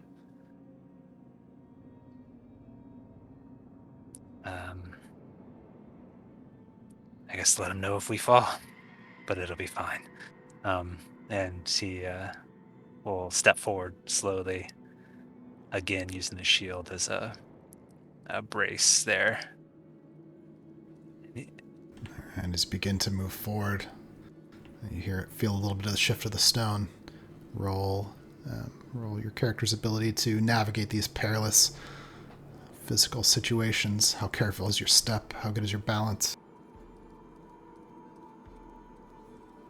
My parkour, that's the D6, yeah. Good. I'm inspired. Would the inspiration roll both the D6 and the 20? Or just the 20? Just the 20. Okay. Oh no. The first one was a 4 plus 4 for an 8. The second one is a 2 on the die, which is the best. At the best. Just as good. The shield slips out from beneath your left side. Your whole body suddenly free tilts far to the left. You feel yourself hit the ground. the bridge on your side begins sliding towards the edge. You realize if you let go of the shield and reach out for a rock, there's a chance to grab on. Yeah, I'll kind of sling the shield to the side and yeah, see if I can reach out and grab a rock. All right, roll another check. Is there any way Peach can help him or assist him? How would Peach do that? I can't think of anything. Then probably not. Give it a roll. That is a natural 20 plus a 2. Yes! Yeah. Once again. I'm going to have a fucking heart attack.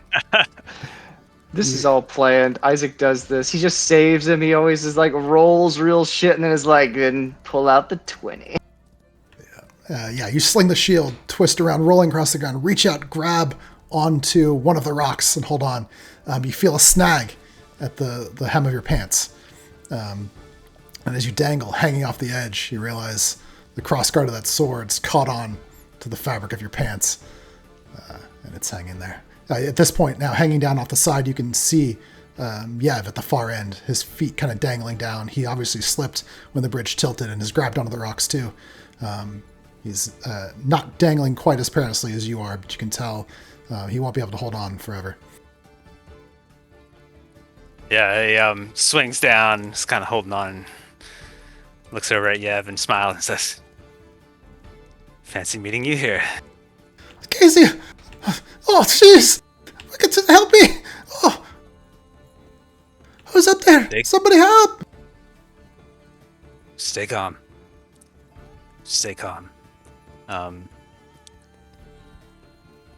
Give me your hand.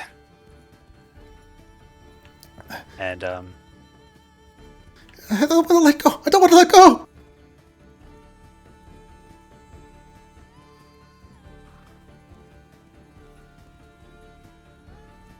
so trying to assess this situation as far as what makes the most sense. I think Casey will probably reach down and secure that sword a little bit better in his waistband thing. Okay, yeah. And then you're able to reach down, get a hold of the hilt, pull it up, and you can stick it into your waistband, or your like your belt. Yeah. So, is there like some way to secure myself so that I'm not just dangling out in the air and be able to reach Yev? What? There's a couple ways you could do it. You could try to climb for safety yourself, or a little bit more difficult. You could try to move your way sideways towards Yev. Yeah, well, I gotta get to Yev. Because if I secure myself, how far is that from Yev? Will I be in range of getting? Securing yourself would be climbing upward. That would take you farther from where Yev is. And Peach, at this point, like Casey, you've seen him slip and fall and grab on. What do you want to do? Try to do. I mean, Peach would run she'd run flat out down the bridge, go, Casey! All right, as you run across that bridge, roll Peach's, your kind of your athletic prowess, your ability to take sure steps on a very perilous space. That's a 14 on the die. It's not too bad. You got anything else to add to it? How about a 2? Yeah, 2 for a 16. Yeah, you managed to just in a moment of pure adrenaline, you move out in the midst of that bridge and you find yourself kind of at the midpoint. You haven't reached Casey yet, but you managed to get out there and you realize that you're now out on this perilous space. It's more dangerous to move forward, but you're halfway there. Cutting back real quick, Sal and Ava, you've finished, wrapping what might be wounds on Timmel And Sarah Beth, you've done really all you can do for them there. What do you want to do?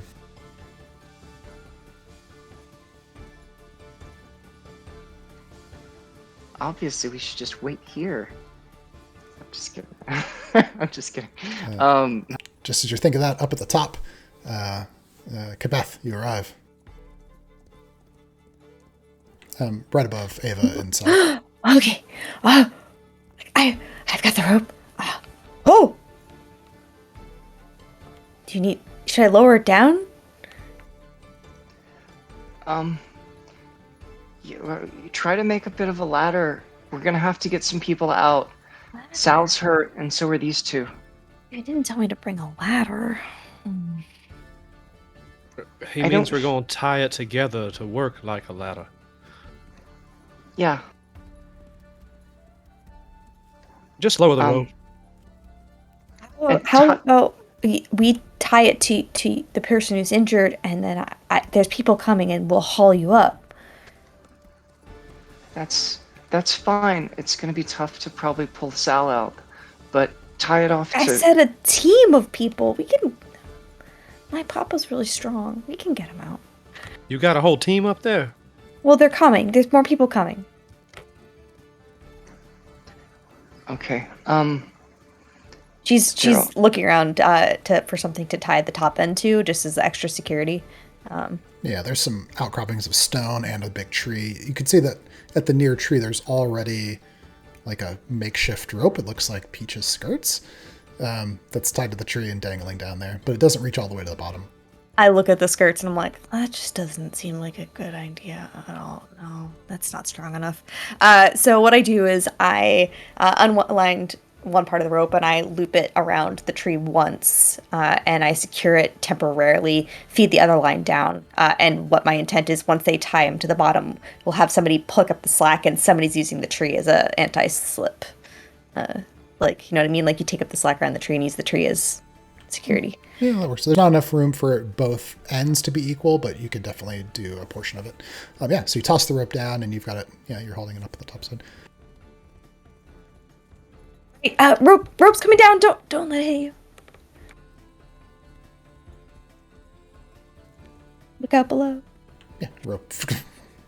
And end of the rope hits the ground. Did that make sense what I was saying about the rope ends? Like you couldn't have someone at the bottom. There's not enough rope for someone at the bottom to belay, but you could hold the rope from the top side. Oh, that's not what I'm saying. That's not what I'm saying. Yeah, okay. No, the rope is staying at the top side, but... Okay, cool. Okay. All right, get it secured to him, and I'll let you know when we're ready to pull. I don't... out of character, Chris, the injuries, are they the type that tying a rope and hauling somebody up a cliff would be okay, or is it the kind of injury that you'd need more to be more gentle in like how you, like, you know, when they airlift people out, they don't just like throw a rope around their leg and like pull them out of something? Think climbing would be better for him? I'm confused. Nope. Yeah, in terms of for your question, there is some risk involved for sure.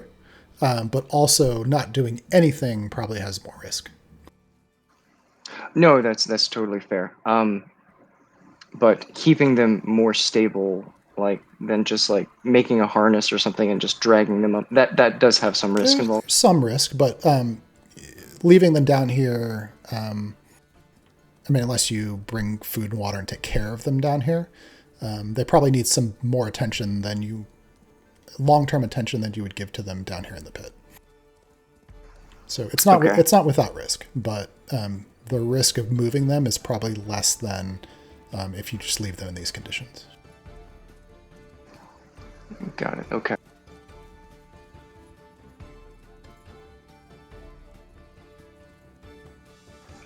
Okay. Using bits of the whatever clothing that can sort of be extra clothing people are wearing, it's going to sort of use as not a tourniquet, but something similar to try to help stabilize portions of like their neck or their arm, whatever parts are injured. And then for the first person, and then make a harness for the girl, I guess, who seems like she's the most injured to begin with. Okay. Sounds good. Sal, what do you want to do?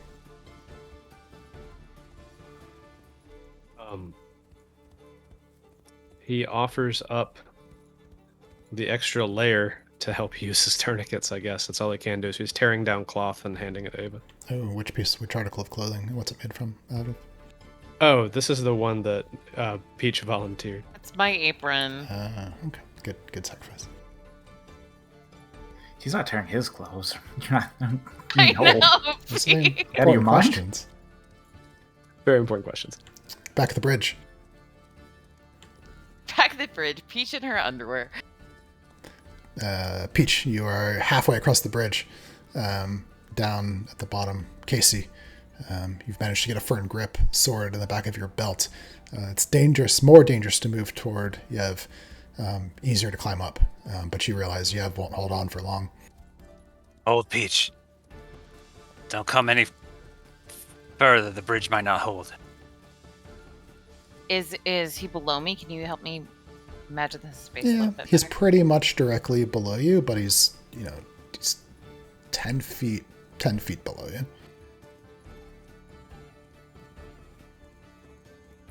I'm gonna grab Yev, and then we'll be up to you. How are you gonna grab Yev? You're gonna fall. Not today. And it'll start to climb over to Yev.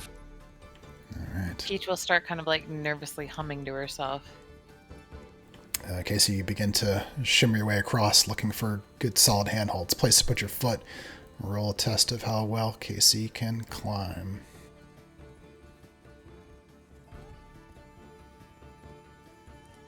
It's 20. Unnatural. 14 plus 6 for a 20. Yeah, you make it across the rock, finding a place for your foot, reaching out. Yeah, you make it to where Yev is. You can tell now that you're around the corner, you're able to see, if he moves his hand here, moves a foot there, he'll have a better time holding on.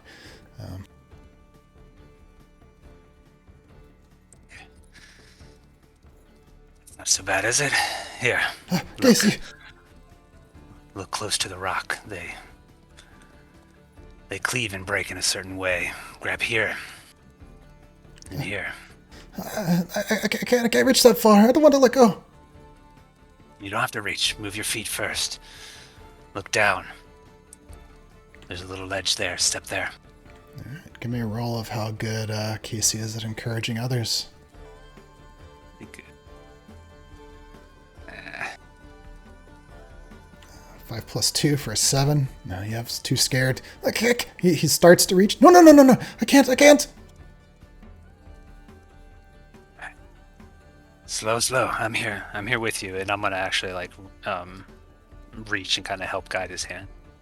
Okay, if you move to help him, it creates some risk for you. You've got a pretty good hold where you are right now, but if you try to lean out toward him, there's some danger in that.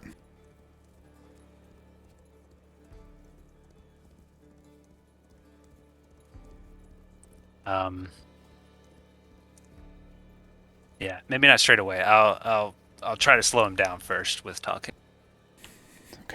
Okay. Yeah. So just breathe.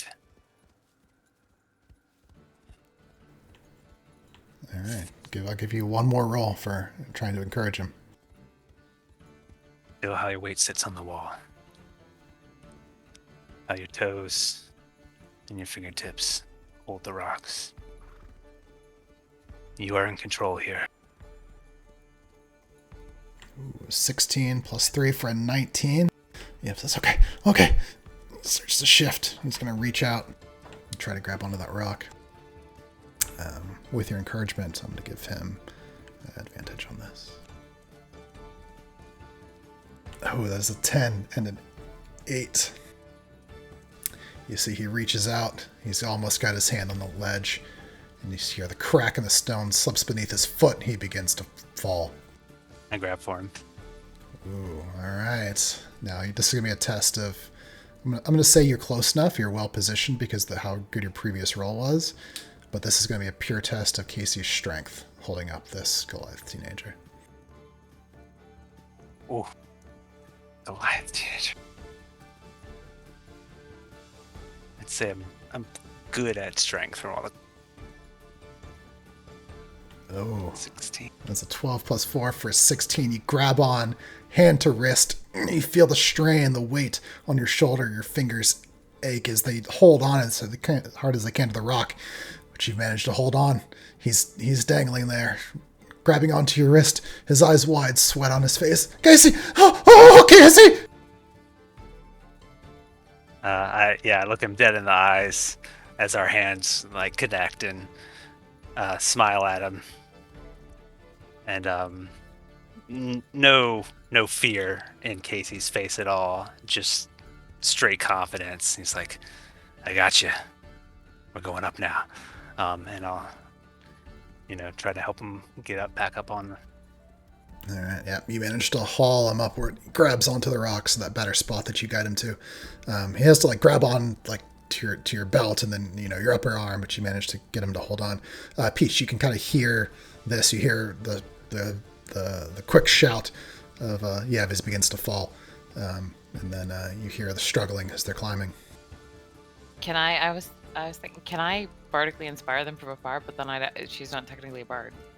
I mean, you don't have any of those abilities yet, but yeah. what do you want to... I mean, she was just kind of like nervously singing to herself, and she would have kind of the whole time been trying to keep up this calm demeanor, right? Trying to support Casey and trying to keep what's his face? I don't remember the kid's name. The Goliath teenager. Yev? Calm. Yeah, Yev. So she'd be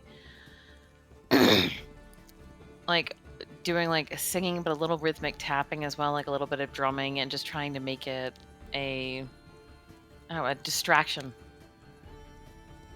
No, I hadn't given it that much thought, except Okay, I think I can do. So guide me through like the roleplay encouragement portion of it rather than like the ability portion of it. So like they're hanging there on the edge. You're about halfway in the middle. Yeah, they're hanging there at the edge. Peach would, if she's seeing them, she would have immediately. She'd try to call out to them. She'd try to reach out to them. She would encourage them by cheering them on, but I don't know how to make. Well, just what do you say to them? Like what she said. Okay. Sorry, I'm really out of practice. Fine. That's why we're practicing. Come on, you can do it. Casey, you're right. Look, just swing him up here. It's so much easier. Just this side of the bridge is so secure. It doesn't matter. You will be here in a flat second, okay? Just push him up. Push him up. We can be real quick, and then we'll be up and out of here. All right, this is going to be easy. It's going to be a boring story. Let's do it. All right, so give a roll for how good Peach is at encouraging others and calming them down, instilling them with confidence.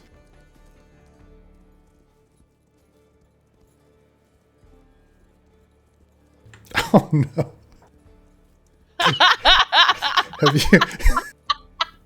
Have you already used your inspiration? I Chris, I told you to take the dice out of hard mode. Oh, my encouragement is so bad they fall to their deaths. Peach, don't kill them. You see, Oh my god. Casey, you see a look in Yev's eyes as Peach calls down. You see him nods a few times. Okay. And you see him reaches up, letting go of his good handhold, going for the better handhold in that moment of inspiration. His hand slips. Foot slips. You see him fall.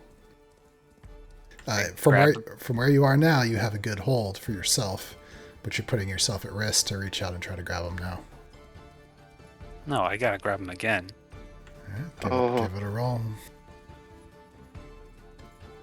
As I see the look in his face, and as he lunges forward, I say, "Nope," and kind of move forward. And as I'm moving forward, I yell out, "Peach, you can stop helping now."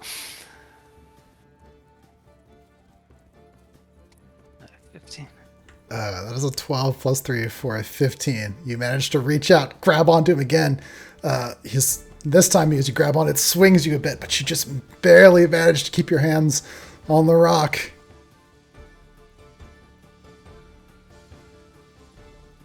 As he swings back, and like, he lets out a yell and kind of looks down at Yev. Still same smile on his face. And he says, "Up to Peach. You mentioned rope though." As he strains with his other hand to hold on to the rock, and it's like, "We're gonna take it slow this time, okay?" He says to Yev. Yeah, you managed to haul him up again, so he's got a hold on the rocks. I thought I could make it. I thought I could. You can. You just have to look within. Ignore what's around you. Don't look down. Ignore Peach. Just focus on you and the rock. Okay, let's climb. All right, back at Ava and Kabeth. You guys have managed to, after using the fabrics to create kind of some slings, creating less pressure on the body, you've managed to lift Timmel and Sarabeth up out of the pit without hurting either of them.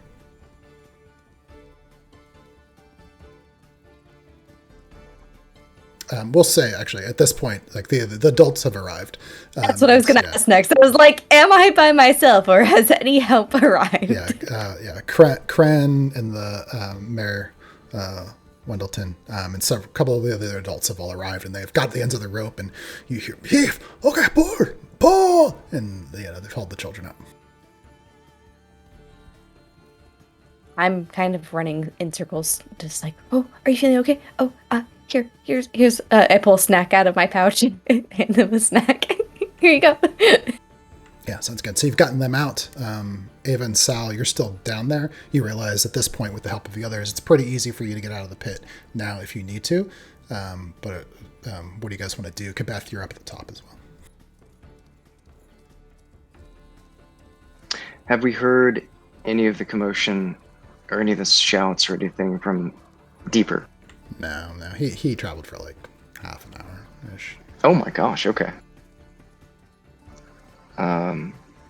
Sean, you. I probably let Peach catch up too soon, but better scenes.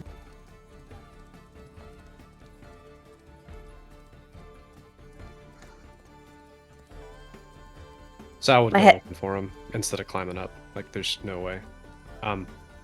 Well, let's go. He starts limping off in the direction that Peach went. My head's hanging over the side of the cliff, and I'm like, hey, where are you going? I thought you were hurt, There's more of them down here. Sal, you should really go up. I can't go up without knowing they're okay. Does anyone have a cane, a crutch, a walking stick? She shouts to the top. I'll go look for one. Oh, wait, I'm going to lower down another torch. And she's going to go see if she can find a stick. Okay. Yeah, you lower down that torch. You're looking for a nice walking stick. Ava, what are you doing right now?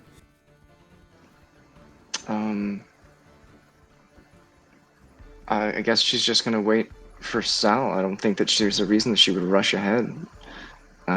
If they've been gone, how long has Peach been gone for? 10 minutes, 20 minutes? Yeah. Tell you what, we'll say, 20 minutes ago. Okay. Yeah. She's just gonna wait there with Sal, and she keeps sort of shaking her head. I mean, with your ankle, if it gives out in there, it's gonna be really tough to get you back out. You weigh a lot. Then I'll be a great anchor if they're stuck somewhere and they're about to fall. Kabeth, you find a really nice stick. It looks like one of the ones that you guys had used earlier in like some maybe stick fighting or something. You left it behind the ruins. Nice, thick, strong stick. I'm back to the edge of the pit, and I'm like, Ava, I got a walking stick. I'm gonna lower it down. You need anything else? I can't think of anything. I think we're good. Do you want She a looks shovel? over. I got a shovel. Shovel? Oh, you Please should have do said not it was a throw a walking shovel. stick. I'm not gonna throw it. Yeah, just lower him down. That's fine. And then we'll go after Peach. Have them take those two back to town. Okay. And Ava, make sure you bring my shovel back, because that's my shovel. Okay. I will. Yeah, up at the top, Mayor, at that point, Mayor Wendleton's kind of come to the edge. He says, where are you going?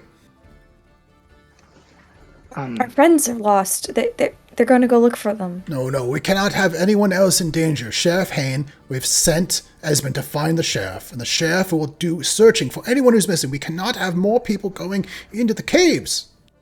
Well, then you can stop them. How hard is it to hear from up above? It's 40 feet, right? Yeah, you're like shouting at each other. Okay. Ava just looks over at Sal when the sheriff is mentioned. He just is going to walk. He's going to pretend like he can't hear them, I think is what I'm doing. Yeah, and I'm looking at the mayor like, I mean, if you want to go stop them, go right ahead. But they're already down there, and I think that it's hard to hear down there, and they might not. And our friends are missing, and they definitely should go look for our friends. I mean, what if our friends are hurt? And what if the sheriff is really really far away? And then what if Esmond takes a really long time to come get him? And then what are we gonna do? And but they're already down there. Oh, and yeah, you've distracted him enough to where the others make it deeper into the caves. Okay, yeah, so at that point you've managed to lower down the walking stick and the shovel, if that's what you're doing, along with one of the torches, I believe. You've occupied one. Okay, yeah, Ava secures the shovel and obviously hands the stick to Sal, catches up to him and hands him the walking stick, and I guess they continue keeping an eye out if there are any turns for any chalk marks. That sounds good. Back at the bridge, Yev and Casey have managed to climb their way up to where Peach is. All three of you are now at this middle portion of the bridge. Now then. We made it. Yes, we did. Just a little farther to go. Nice and easy, nice and slow. But Fennel, we have to find Fennel. Yeah, we're gonna get off this bridge and then we'll find him.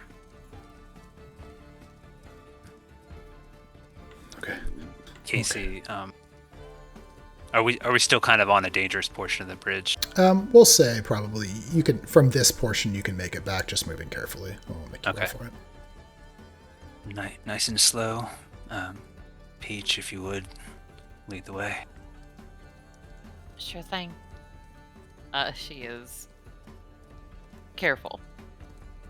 Carefully, slowly, the three of you manage to climb back up the tilted bridge, back up to the base where it's safe.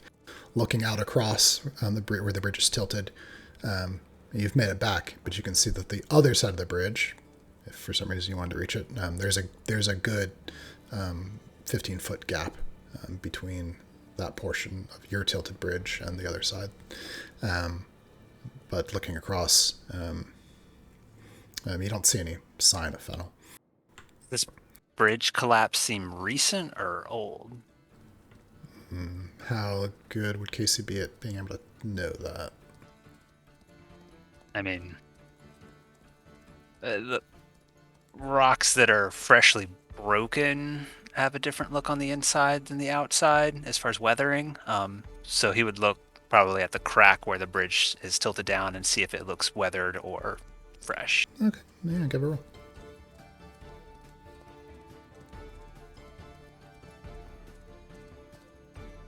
A 14. All right. Yeah, it doesn't look... It looks pretty old in terms of like what's relative to you, in terms of like geological time. I mean, who knows? But you can tell this was not like yesterday. Okay. I was just gonna talk to Yev unless there's something else. No, go ahead. I don't think I can jump that gap. Yev, do you think Fennel went this way? I don't know. I could. My torch went out. I could not see far. I tried to find him and I slipped. Yeah, I don't think he went this way. We'll have to go back and maybe check the left path. Okay, let's go. Let's get away from this. Here, stay, just behind Peach. Okay. Back at the sinkhole, Kabath, you spot Esmond approaching. Esmond, you weren't able to find the sheriff, and some of the people in town, after the bells in town started ringing, told you that there was some trouble at the old ruins. If that's where you're going. Yeah, I mean, I would have run along to see if I could find the sheriff. If unsuccessful in hearing that there was additional trouble, yeah, immediately would have turned and made his way to the ruins. Okay, yeah. So you see there's a big group of people, torches, and you see a rope tied, like, wind around a tree, spot Kabath's silhouette. Run up to Kabath. Okay. What's happening? Okay. So we helped some of the kids up out of the pit, and Sal is injured, and Ava's down there, and I guess Casey's down there, and Peach is down there, and Peach went off to go find Casey, but then she's been gone for a while, so Sal decided that instead of coming back up, even though he's injured, decided to go down to find her, and then Ava followed him, and they took a shovel and a torch and a walking stick because Sal's injured, and the mayor didn't want them to go, but I told them that they had to go because did you find the sheriff? Where's the sheriff? No, I couldn't find the sheriff, but I also heard there was additional trouble. And you see his eyes are wide, and he's absorbing everything that you're saying, but you see him doing calculations in his mind. Okay, got it. Well, you want to do me a favor and run interference? Because I need to get down there. Yeah, I can do that. I'm very persuasive. Great. I'm going to need you to distract the mayor and throw 2 lines of rope down into the sinkhole, because I'm gonna jump down there. So. Okay, when I throw the lines of rope, do they need to be attached to the top, or you would just want loose rope to take with you? No, I see that there's one that's tied to this tree. So long as there's a way for people to get back up, that's all we need. We just need additional rope down there as a precaution. Okay. She kind of points to a pile off to the side and says, "Kick it down when no one's looking." Okay.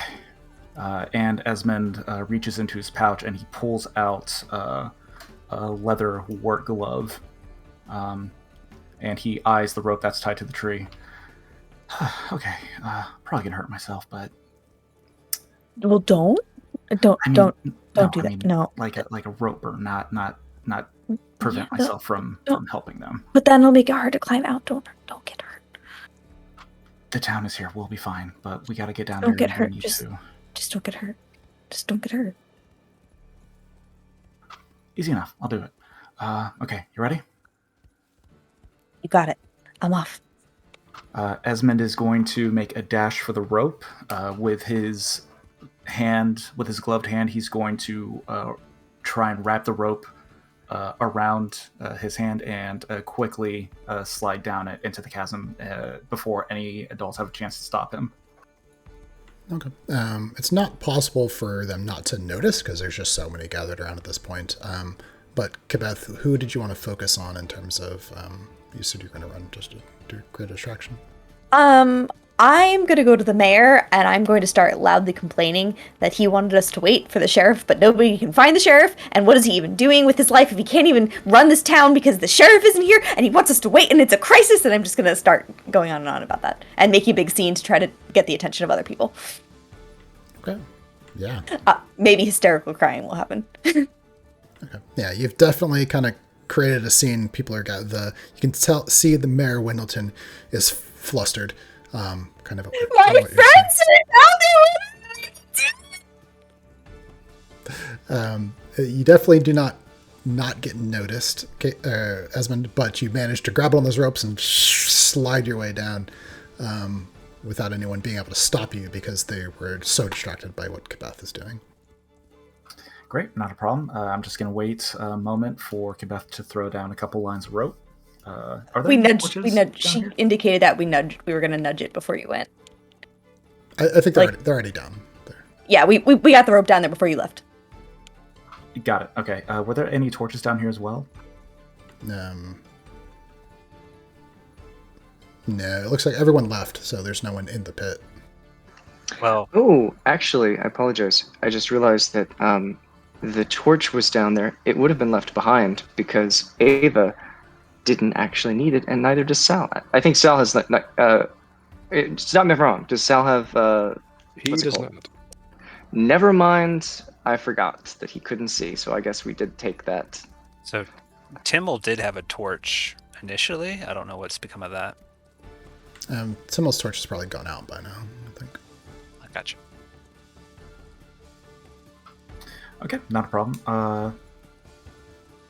I pick up the rope and I see the path that I assume everyone else has gone down, and I'm gonna head down that way. All right, yeah. So despite you hear some of the adults shouting down at you as you slide down there, but there's nothing they can do to stop you. And despite their complaints, grab the rope, run off into the tunnels. Do you have direct vision? I can't remember. Yes, I do. Okay, yeah. So you don't need a torch. Easy to see. I'm going to move quickly. Yeah, I don't need augmentation to see in the dark. That's just bitterness. Yes, it is. Conveniently, Casey, Peach, Yev reach the intersection of the tunnels the same time that Sal and Ava reach the junction as well.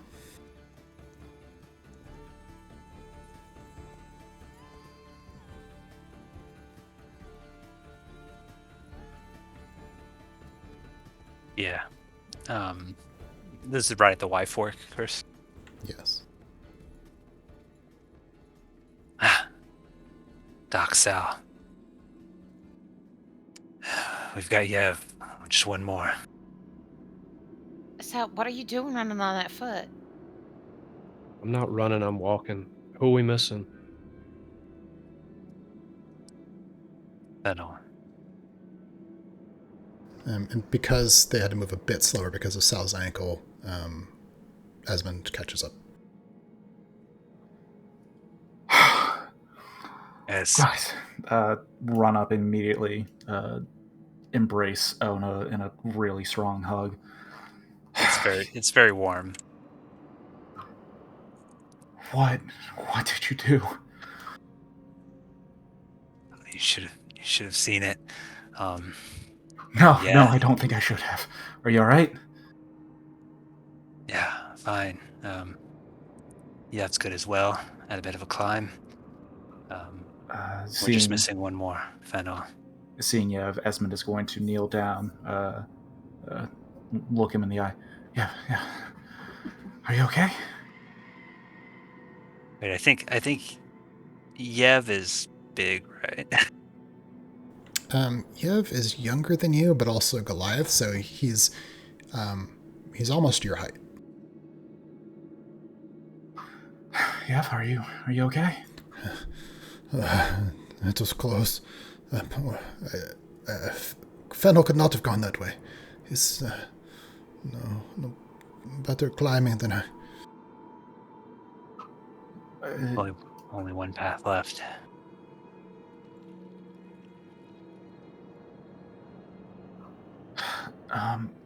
Okay, all right. But someone should take Yev out. Okay, all right. We have to. No. Fennel is still here. I will go with you. Cannot leave. Casey smiles at this. Says, all right then. It's this path. Hold on tight for a second. No, we need to get the children out of here, all of them, successfully. That includes taking Yev out now. Fennel, No, I cannot let myself leave Fennel. You're not leaving Fennel. You're taking care of yourself. We are going to find him. It's going to be all right. Everyone, the town is here. They're worried about all of you. Everyone's here? Everyone's here. They're worried about all of you. He looks at Casey. You can tell Yev wants to go. He doesn't want to go back. Yeah, I have to. I cannot leave Fennel. All right?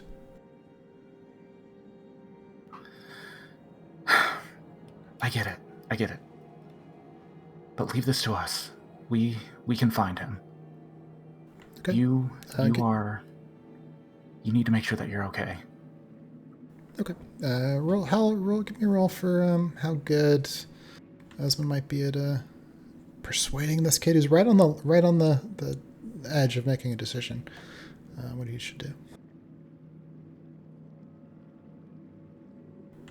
It's a 6 on die. Yeah, no, Yev says, kind of steals his face and says, no, if you're going to risk looking for Fennel, I will also do it. Wait. Can we see if we can have Peach sing to try to inspire him? No, he won't go. No, please, no. Yeah, I don't think that I sing tunes that he likes. As it was, Annika. Yeah, that's fine. Totally fine. We should keep moving. Is this the only other direction? Yeah. I did not see another way. Okay, fine. Yeah, if you insist on coming, you need to stay in the back of the group. Understood? Help Sal walk. Yeah. That way you can help us. I'll put my arm over one of his shoulders. Okay, I can help. Good. Casey kind of walks next to Ez and says, "They're not all freaking out up there, are they?" Kibeth is calming the situation, or, well, distracting the intensity of the situation, I should say. But at the moment when I came down, no one was freaking out. At least not about the kids in the cavern. Is Shalati up there? Not that I saw, but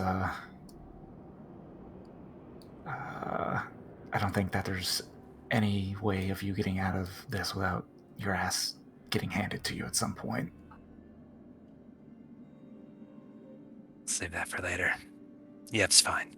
And they'll slap him on the shoulder as he starts to move down the left path. Oh, boy. All right. Retroactively, I realize I need to ask a question. The people who came down this tunnel, you also would have passed, like the discarded suit of armor. Did anyone bother interacting with that? Oh yeah, Esmond would have taken a moment to check that out while we were kind of in the space. Okay, just so that I have an order that they would have. Oh, God. I'm in danger, and you're gonna loot? What the heck? I mean, you took time for the sword. Oh yeah. After determining everyone is safe. Well, I do have to probably do it in order. So, Peach, you would have been the first one to pass by this like suit of armor. Would you have bothered interacting with it? We've already reunited with everybody. And yeah, I'm kind of retroactively having to do this because I forgot to ask you earlier because you would have had to have passed it to have reached the spot. Okay, as I mean, she would have interacted with it if her friends were not in immediate danger. I'm trusting that is not. Like, if she was reunited with everybody, she would have taken a look at it. She would have poked at it. You were not reunited yet. Okay, then no, she wouldn't have. She would have continued to run toward whomever. Okay, and then Ava and Sal, you guys would have passed it next. Together. Yeah, mental note, but wouldn't have messed with it because of the situation we were in. Ava would say something, probably mostly to herself, just along the lines of having her fill of messing with things found in caves. Okay. And then Esmond, you would have been last. Not immediately, but upon seeing everybody reunited and doing. You're not there. This would have been much earlier, before you reunited with everyone. Oh, no, absolutely not. Okay, sounds good. So you guys are, it's still back there and you guys are at the junction. I think that it makes sense for, I guess, Sal and Shalati's brother, one of them to be carrying the torch towards the back. Yeah, since Yev's helping carry me, I'll carry the torch for the people that can't see. And at the entrance to the left path, I'll kind of check around for tracks or anything heading down that path. Okay. Yeah, the ground here at the left path doesn't have like the kind of debris and dust and stuff like that. It's kind of it's more, it's like wet-ish here, like bare stone with a little bit of moisture. So following the tracks is not as easy. But after you guys travel, just another 5 minutes or so, there starts to be mud on the floor, and you're able to see footprints in the mud. Look, here. All right, this is good. Here, take this, and Esmond is actually going to pass you one of the lines of rope that he brought down with him, just in case anything happens. You can throw this, and we'll do what we can that the situation calls for. Good. Can Esmond determine like how fresh the footprints are? Well, yeah, can I roll for how good Esmond might be at that kind of thing? How much time does he spend doing this sort of thing? I mean, really, he wouldn't spend long on it, but like really meticulous things like determining I think I got it. That is a natural 20 plus a 4. Yeah, you crouch down, you can see these ridges of mud. Given more than an hour or two, just the weight of it would collapse it. Someone came down through here recently. Okay, we're on the right track. Couldn't be any more than an hour old at this point. Okay. In fact, as you're kind of down there examining the mud, you catch a glint of something. Like under one of the footprints, or just like in the mud? Just in the mud. I'll swipe some of the mud away carefully in case it's something sharp. Yeah. In fact, it is. Yeah, you uncover what seems to be the handle of a dagger, long buried in the mud. I figure a natural 20 and a natural 4. I might as well find something. Is it what kind of? Is it a dagger that is reminiscent of ancient dwarven weaponry at all? Immediately hesitant. You examine the make. No, doesn't seem to be the same make. Rusted at all? Yeah, certainly covered in grime. You would have to spend some work to clean this thing up. Same with the sword. Yeah, you do see a sword hanging off of Casey's back. Esmond will pull a cloth from his pouch, taking no fucking chances, and will grab the dagger by the handle with the cloth, just holding to examine it, and will just keep it. He will slide it into his own belt as well, and noting the belt on, or the sword on O's belt, just mention. I mean, you had the wherewithal to not grab it with your bare hands, right? After recent excursions.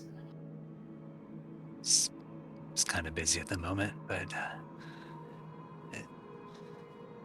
I see you found one as well. These ruins are a bit more interesting than we've seen over the years, huh?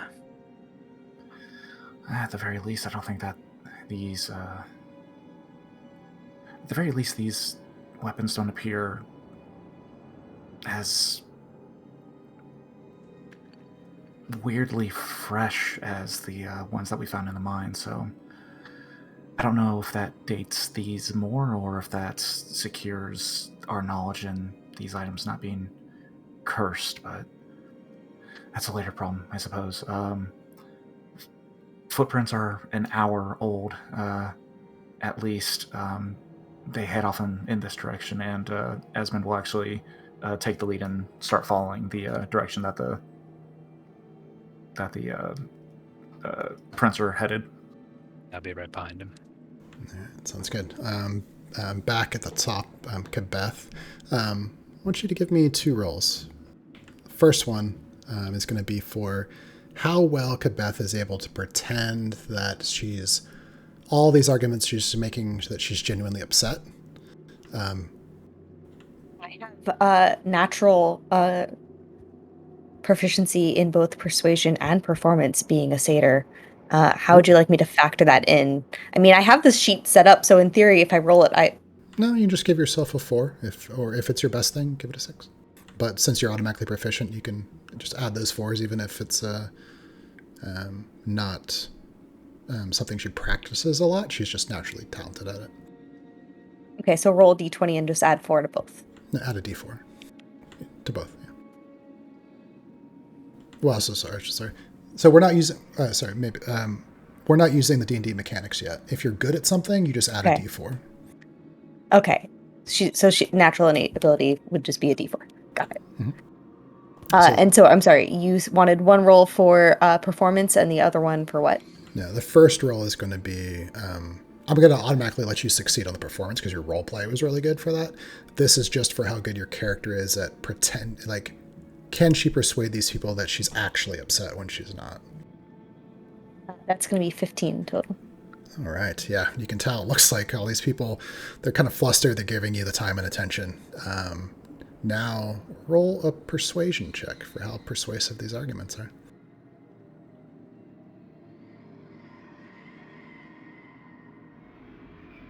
Oh, it's only a 9. Are you inspired? No. I used that for my last double 1 roll. Okay. Yeah, so you can tell the people around you, you've definitely garnered their attention, but it seems like a lot of them are agreeing with the mayor that we should not be sending young people into these caves.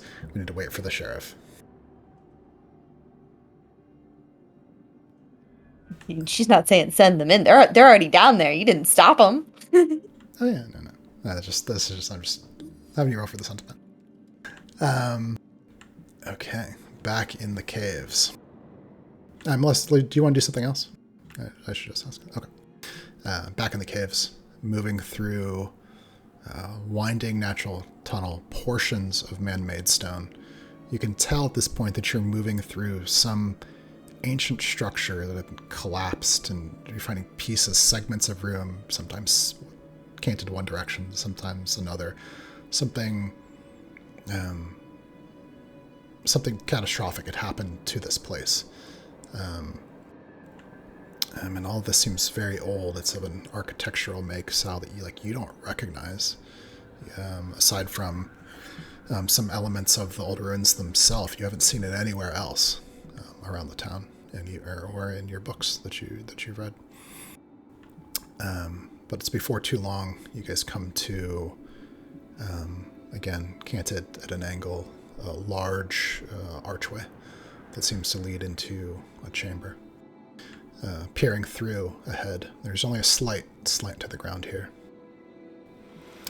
Looking through the doorway, you see a large chamber, still mostly intact. You can see that at the far end seems to be a kind of altar, maybe similar to you've seen in the common room in the temple where Array is from, if you've ever visited. There's a big stone slab that's lying on the ground broken beside it. Potsherds on the ground from where some pottery has been broken. You see Timmel, or no, it's not Timmel. You see Fennel lying on the ground. But just beyond him, you see something else. Something at first it's hard to even have an idea of what you're looking at. It's vaguely round like a stone. Probably 2 feet in diameter or so. Completely black, and a bit of the torchlight shimmers on it. There's a bit of movement, like maybe like water? It's hard to tell. It's sitting on the ground. And as it moves a bit, you realize it's kind of soft in nature, almost like a water droplet. It doesn't move much, but you see it there, just beyond Timmel, or just beyond Fennel.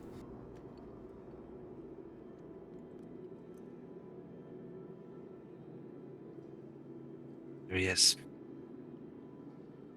Yep. What is that? It looks like frog spawn. That looks like a big egg. Any recollection as to what it could be from all the books I've read in my years? No idea. You've never seen this. It moves just a bit. It doesn't have eyes or a mouth or any facial features, not even a body. It's just almost a glob on the ground. Like, you've seen, it's like a water droplet in a hot pan.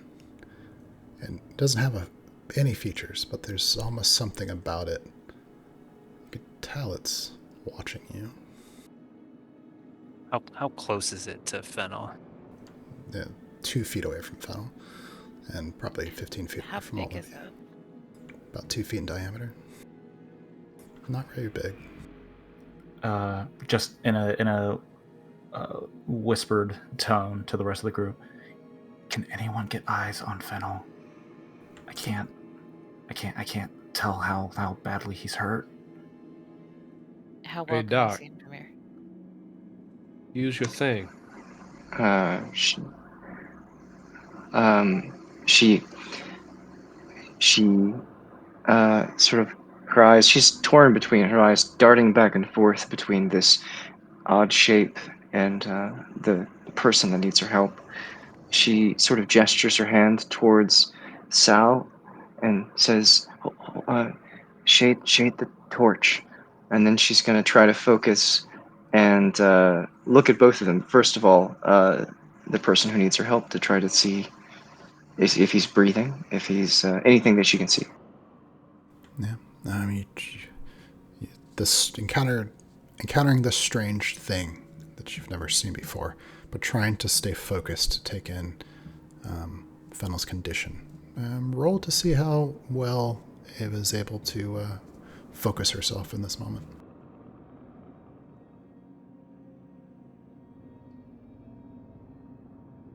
It's a 6 on the die plus a 2. Your vision's better. You know that it's better than it was before, but you'd have to get closer.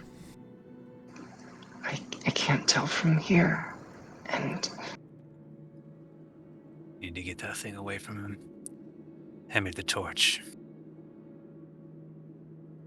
Hold on. I know what you want to do. I'm not saying no, but we need to be smart about this, right? We don't know what this thing is. Any one of us getting hurt doesn't do any of us any good in getting everyone out of here. So let's just take a moment. Let's be smart about this. Yeah, Yev says, "Get that thing away from Fennel! Someone, throw the torch! Throw the torch!" Plan. Just... Let's see what it has to say. Esmond immediately turns to Sal, with a hand pointed at him. keep EF silent. We don't want to attract this thing to attack us immediately. We don't even know what it can do. Peach, can you hold their hand? And if the torch goes out, you have to be eyes for them. Yeah. As I can lead it away, and you guys can take Fennel. Yeah. Yeah, I'll guide the folks in case the torch goes out. We'll bring Fennel out. Let's... How far away is Fennel and the creature? 15 feet, you said? Yeah, 15 feet. Okay. Creature appears to be made of water or something like that. Maybe we can work with that. I think for this thing's kind of viscous. You would actually associate it probably with oil. Okay.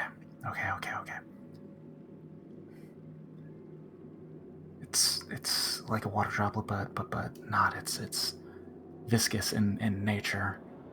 Maybe some kind of oil. That doesn't make sense. Okay, but we can work with this. We can work with this. Let's do this. Doc, you stay with me. You take the torch and you try to attract it. You and I will take one end of this rope each, and you try and draw the creature towards you.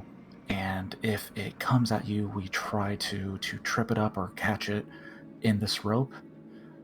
Meanwhile, Doc and I will maneuver to Fennel so that she can check on him. Peach, you stay here with Sal and Yev to be their eyes if the torch does go out. Understood? Okay. This is such a bad idea, but in this moment I can't think of anything else. Does anyone have anything else? Be careful, Casey. Here we go. And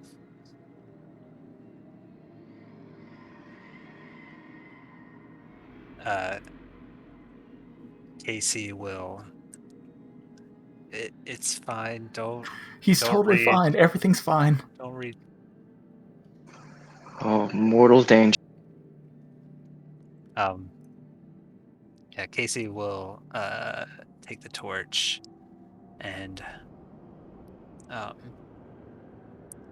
step kind of around to the side a little bit from the line of through Fennel and the thing. Yeah, there's And something there as you step to the side, moving and stepping into the room, off to the side a little bit. It might just be the shine of the torchlight on the surface of this creature. Maybe just the angle of it, but it almost seems like the reflection of the light follows you, almost like an eye that's watching.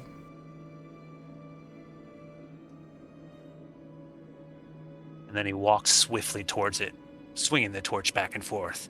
Back! And he covers the 15 feet as quickly as possible. As soon as you step forward and swing the torch, whatever this thing is, just erupts into motion. Pieces of it reach out, grabbing onto nearby stones, almost as though hands. It scurries backwards away from you, backing up against the edge of whatever that piece of stone is at the back of the room. Its movements are erratic and quick. If I reach Fennel, I'll step on the far side of him from the other group and say, grab him as I swing the torch and kind of like gesture it towards the creature. Ava, Doc runs and does just that. She, instead of examining him, just proceeds to like grab one of his arms and holds her arm around his neck and says to Esmond, she's like, grab his other arm, come on, we'll get him out of here. I'll examine him outside. We need to get away.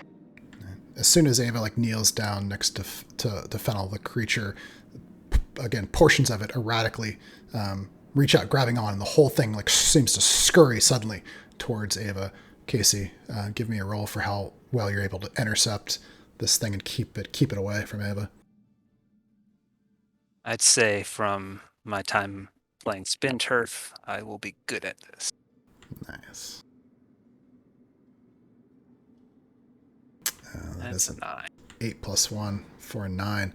Ava, out of the corner of your eye, you see this thing dart to the side with uncanny speed.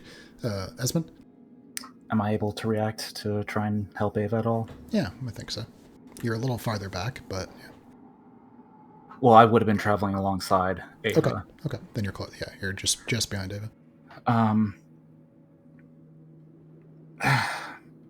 Yeah, actually, feeling that we are being threatened, his hand would actually start sparking in a similar light that led to him losing fingers all those years ago. His left hand would start sparking, and he would reach out to try and prevent this thing from touching Ava. Ooh. Yeah, give me a roll.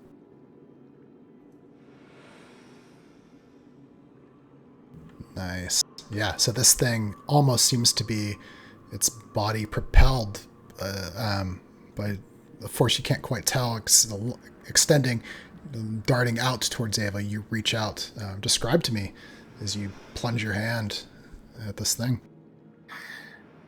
So it's not. Everyone would be somewhat familiar with this magic because it's not. After the accident, while he remained afraid of explosions and fire, he determined that to prevent that from happening again, that he should learn to master his innate magical abilities. So he spent years practicing to use this, but he's never actually used it outside of practicing. So Ava, when you see this thing streak out at you from the corner of your eye, you immediately see blue sparks light up from from behind you, and before you have a chance to turn around and look, Esmond has reached his prosthetic hand, has grasped your shoulder with his prosthetic hand, kind of pulling you back as he reaches his left hand out as it's sparking, and manages to not grip, but kind of like stab at what the tendril that is coming towards you. Yeah, and you may have seen things like this before from Esmond, but never used in this way.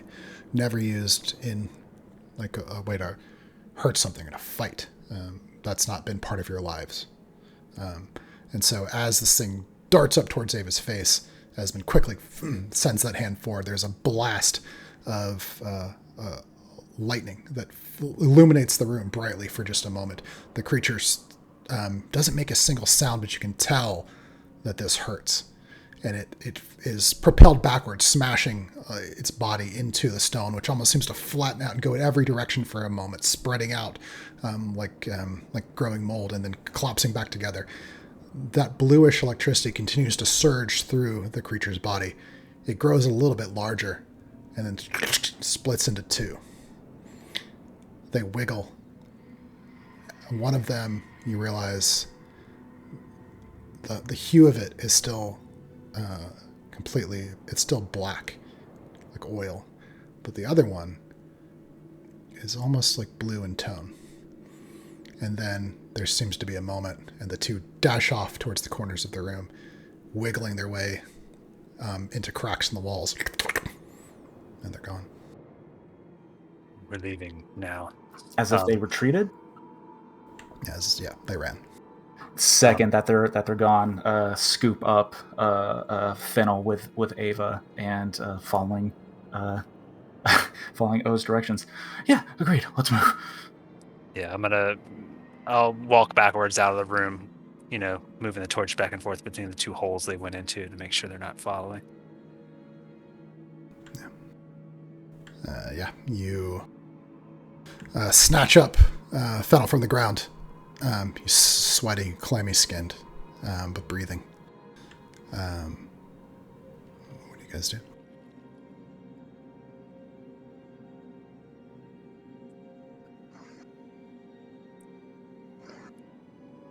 I think we're booking it out of there. Huh? Yeah. Ava says, I need to take a look at him. We need to get him out of here. One sec.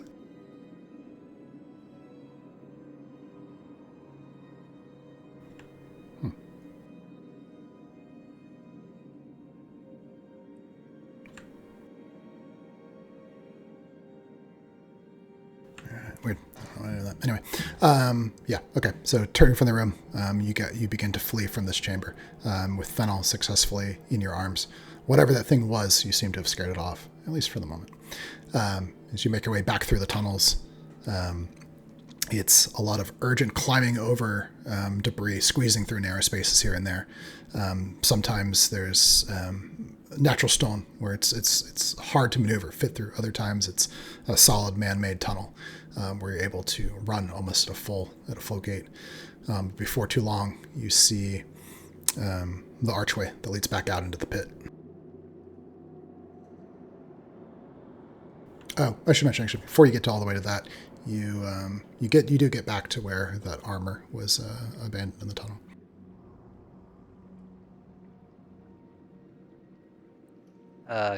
Casey is kind of leading up the rear, but he's not stopping in that room. So if anyone does, he will probably respond to that. But he said he does, as they're moving, he does say, "Way to push, Sal. You're not that hurt, are you?" No, Esmond would come to a stop at the armor. Fuck. All right, moving through the tunnel, you see Esmond kind of stutter steps for a moment, pauses. I'm not taking long. I gotta look at this thing. Esmond, come on. I stop too and look back down the path the way we came from, and turn back to Ez. We can always come back. Yeah, you've been running at a full tilt at this point, as fast as you can. You realize that, stopping to examine whatever this is, if it's going to have any value at all or of any use, that's going to take a little bit of time. There's nothing that immediately stands out to it, just from like a quick 6-second scan of it. Quick 6-second scan. It's old. Whoever was wearing it, their bones are almost dust at this point. There are some disturbances in the dust around it, but on a glance, nothing remarkable. The disturbances in the dust, can I distinguish which ones belong to us, and if there are ones that are older? No. You hear? Fuck. Shit. Fine. Let's go. Esmond gets back up and starts running after everyone again. Could I just take a gauntlet off? Yeah, you could totally. You could. Yeah. So as we're walking by, I'll just pull a gauntlet off of it. You have helping you along. You take a moment to kneel down, pull on the gauntlet, unlatch it, kind of from where it is with the bracer and the rest of the armor. Pull it along with you. As the others are just starting to get a little bit ahead of you, not too far, you almost, from behind you, you can almost feel like something's watching.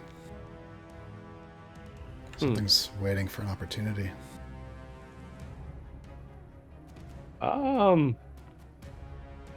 We'll try to move faster, I guess. Yeah, definitely. Makes a nervous sound. You've got the gauntlet in your hand. If you spend just a little more time, you get the other gauntlet.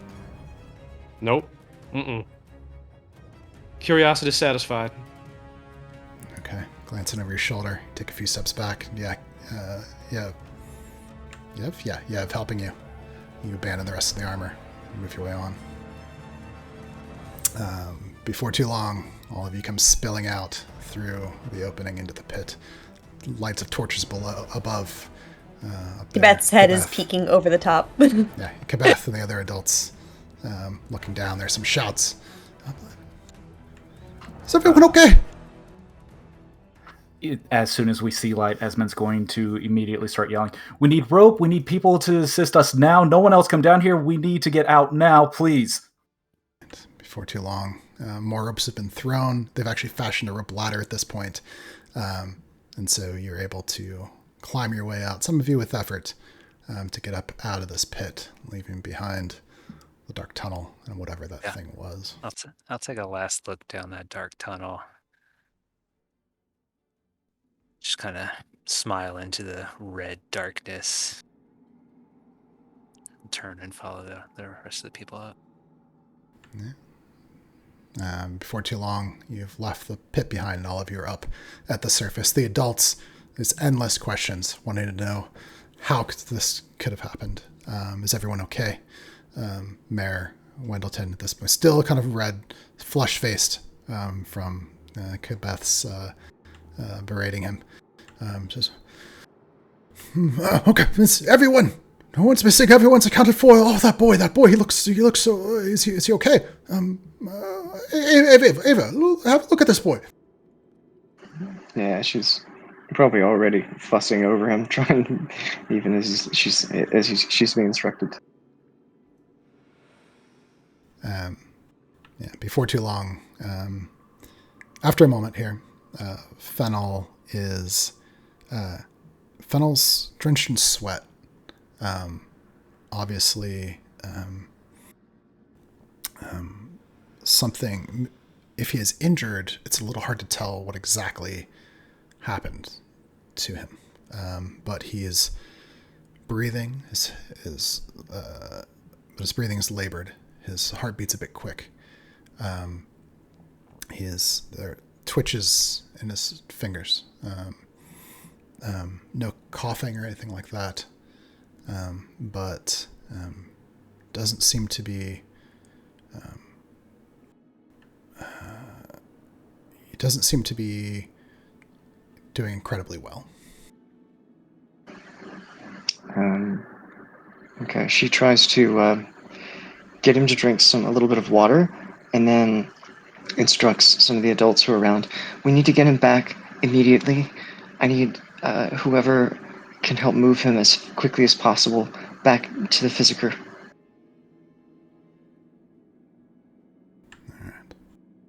Before too long, because unless anyone wants to do something here, all of you have managed to get back to town. Araya and Fennel are now both in the Physiker. You've tended to people who have minor wounds or otherwise able to travel and go home, or walk, or anyone who's not really in a poor condition. Araya has yet to wake up, and Fennel has also yet to wake up.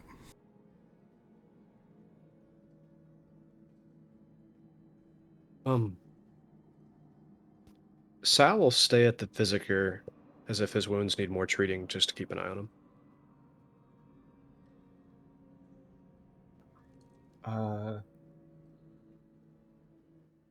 Esmond is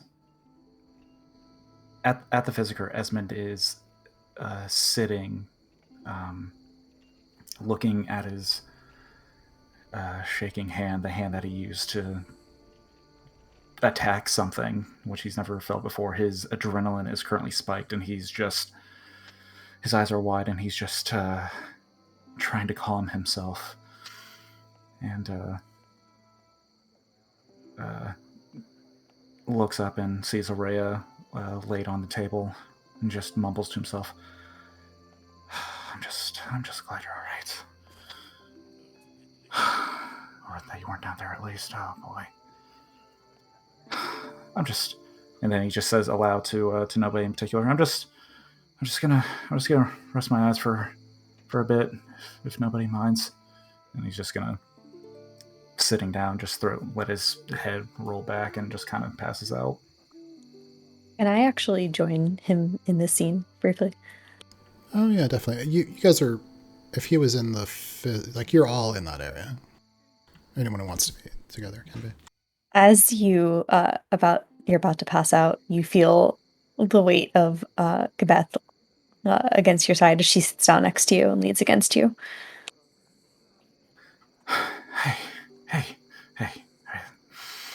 You okay? Me? Yeah. I yelled at the mayor a whole lot, but I think it's fine. Are you okay? I think Doc would be able to better determine, but I think I'm in shock at the moment. Not because I'm hurt or anything, but my adrenaline has peaked, and I'm just it's coming down slowly. He kind of looks down at herself, still 100% filthy from what she had been doing earlier, and then added that to all the dirt from lying on the edge of the cliff and all that. And she's like, "Oh, I could." She puts her arm around him. It's okay. She kind of cradles him, trying to soothe him a bit.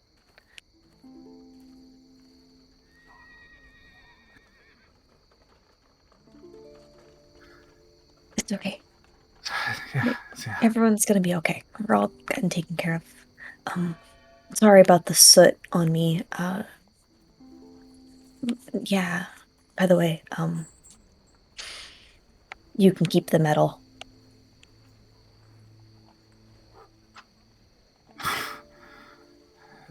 As you're cradling him, he's slowly losing consciousness.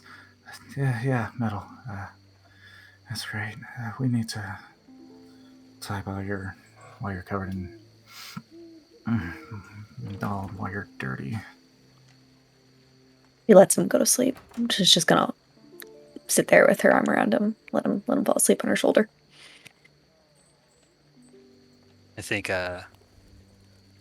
Casey kind of is nearby watching this scene, and after Ez falls asleep, he looks at Beth and kind of grins a little bit and nods and walks over next to Ez and reaches into his one of the pockets and pulls out a handful of dust and crumbled rocks that have made their way in there from the fall and through the maze and everything, and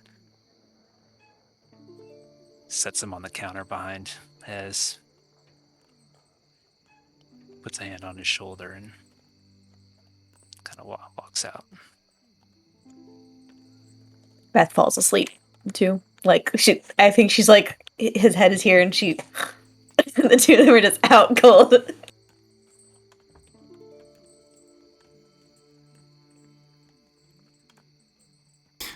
In the street, Sal and Peach, you're among all the commotion of all the adults kind of filtering back on the town. Catch a glimpse of each other. See Miranda kind of making her way up the road to Peach. She goes, or Peach, are you still there? I should ask you this, Caroline.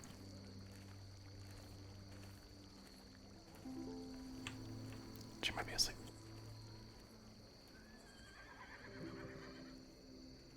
Okay. Ava Turetian seems to be deep in kind of writing notes, kind of in as you come in. Looks up and says, there you are. I've heard there's some commotion. Are you okay? Come here. And she goes to him. If she is still in work mode, she is very focused and not emotional. So, if she is still tending to people and ready to take notes, she walks over. The events of the day don't seem to have either caught up or phased her at this point, so she walks towards him. Condition of your friend, Araya, seems to be slightly improving, but monitoring her condition and comparing it with the entries here, it seems as though the affliction recorded here seems to be the same as what she is undergoing. It seems we have a line of connection between these things. We should suspect she will likely recover. Very good news. I was hoping she would recover as soon as she was reunited by it, but it sounds like it's a slow and progressive improvement. Perhaps. I need more information. She may have how long she's been separated from it, and will want to record how long it takes her to recover. All this will be valuable information, but I think we're able to conclude. You should not remove your own until we've fully determined how dangerous that might be. I agree. What about the others? I would suspect the same. It's not compound the complication of our studies. By the time Array is recovered, we'll have good information about how to proceed with the rest.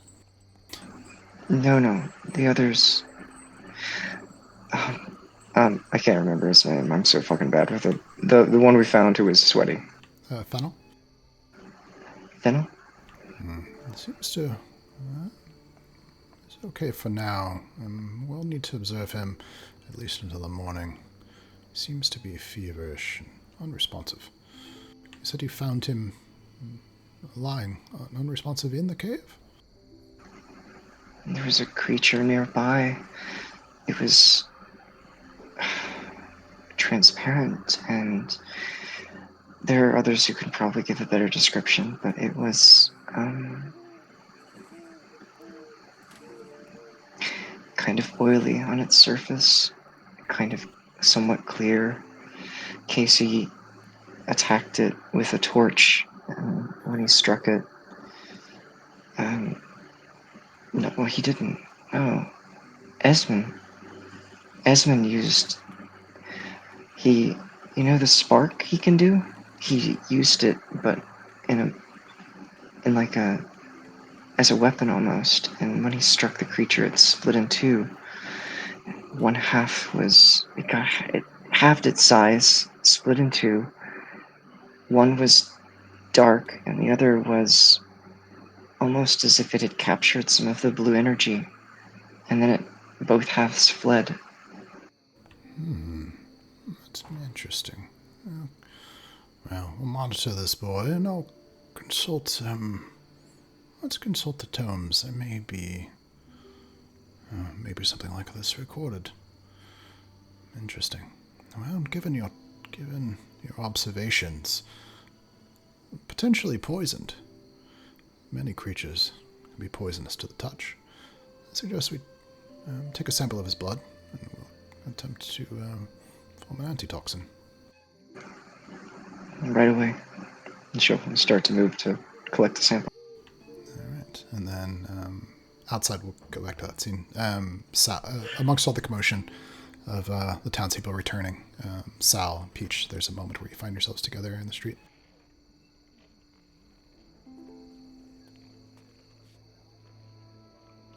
How you feeling? Sore.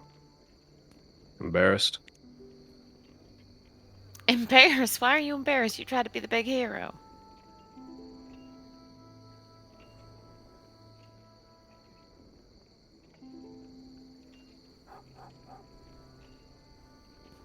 I couldn't hear the last audio. Sorry, something happened. I fixed it. Peach said, embarrassed? What do you got to be embarrassed for? You acted like the big hero. No one saw you fall but me and Casey.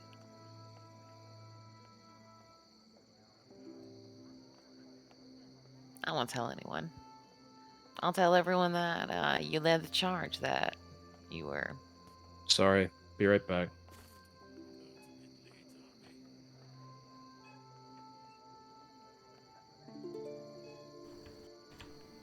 Oh, I was out of character.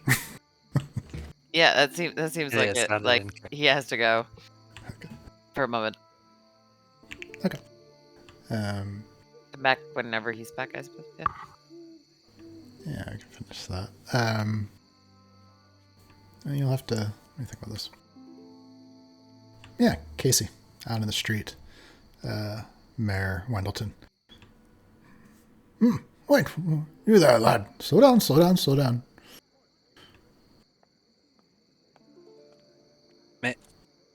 Mayor, is it? Yeah. What has happened here tonight? Was it not obvious? The ruins collapsed, trapping me and several other young citizens in a perilous situation underground with rocks and collapsed bridges and who knows what else. Yeah, We could have seriously been injured. I cannot discount the strength of community that you have demonstrated in helping one another. I also cannot discount how dangerous this has been. What I know, it's well known that you young people spend time at those old ruins, despite having been warned that it may be dangerous. It's not a place to play. What are you telling me, young man?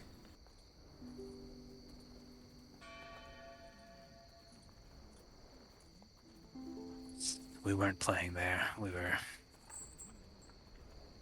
collecting stone. Esmond has a wonderful construction that he's drawn up for the naming day celebration. And we needed stone for it. And so me and a few of the others went up there to gather some for him. Let's see. Why don't you roll for me 2 things. One,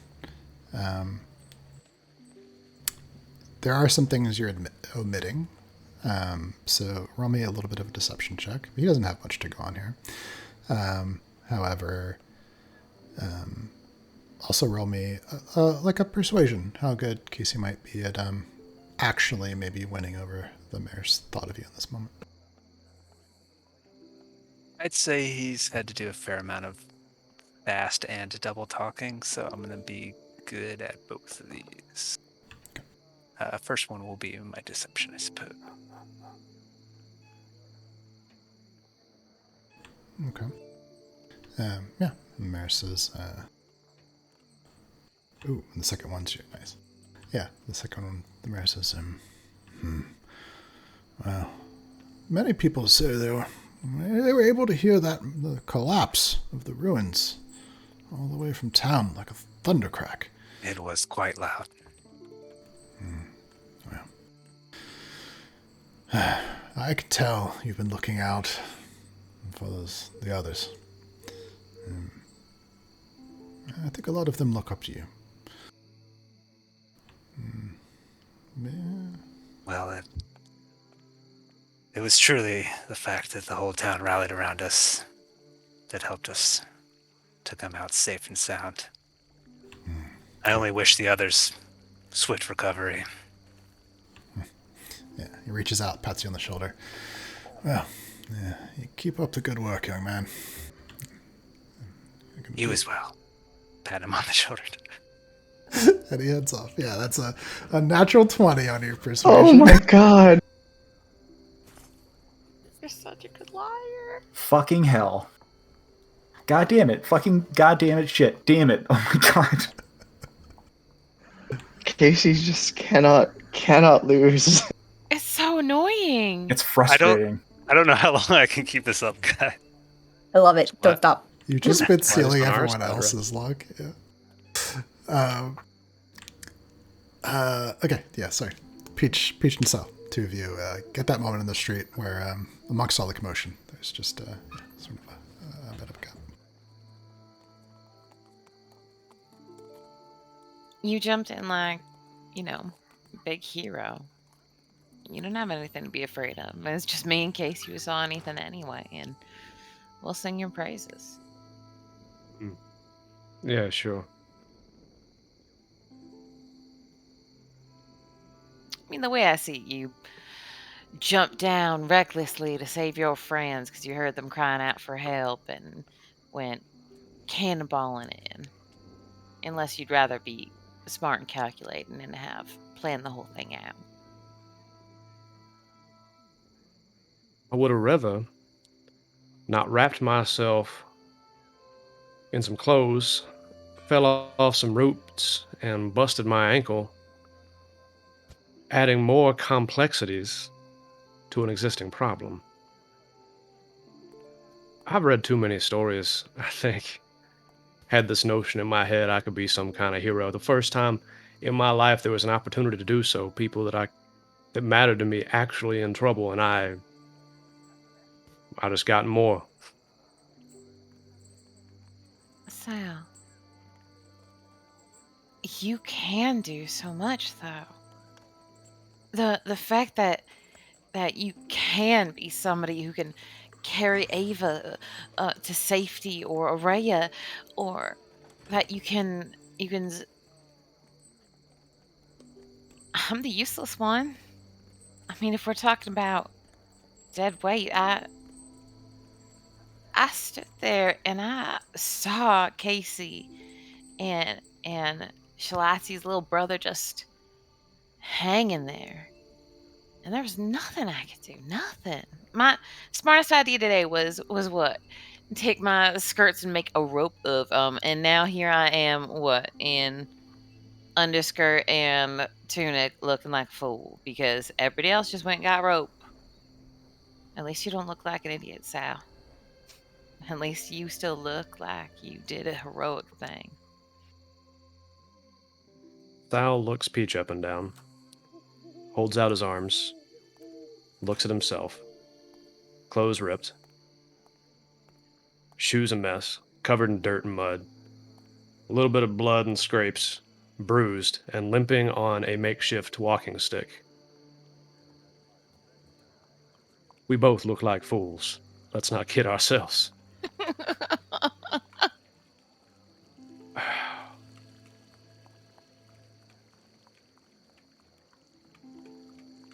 I didn't want to take one of those drinks you're always stealing from your mom's. Yeah, I can go get us a drink.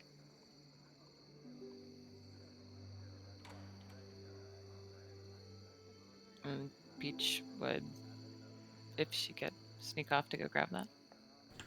All right. This will be kind of a prior last scene for the night. Ava, back in the Physiker.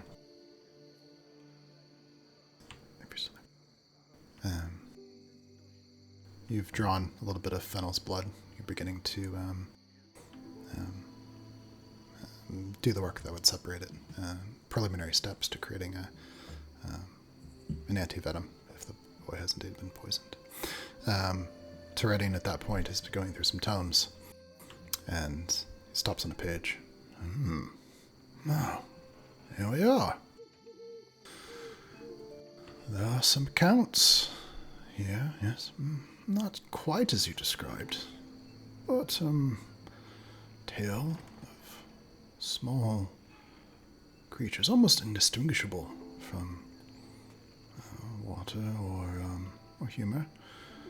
They seem to have been encountered at a variety of hues. Not as you described, but here we have a tale of one color of a sunset, another cobalt, all bright as a sapphire. Another one here, color of spring leaves. Each of them different behaviors. But collectively, what you seem to have encountered, if I am not mistaken, some new, perhaps very old, form of a pudding. Pudding? A pudding. And that's where we'll end for tonight. A pudding. A pudding. Pudding. Excellent. Beautiful. I know that Sal wants to make a quiche, but for dessert, I'm just saying. Let's get back down there and get some pudding. Mm-hmm. Creme brulee.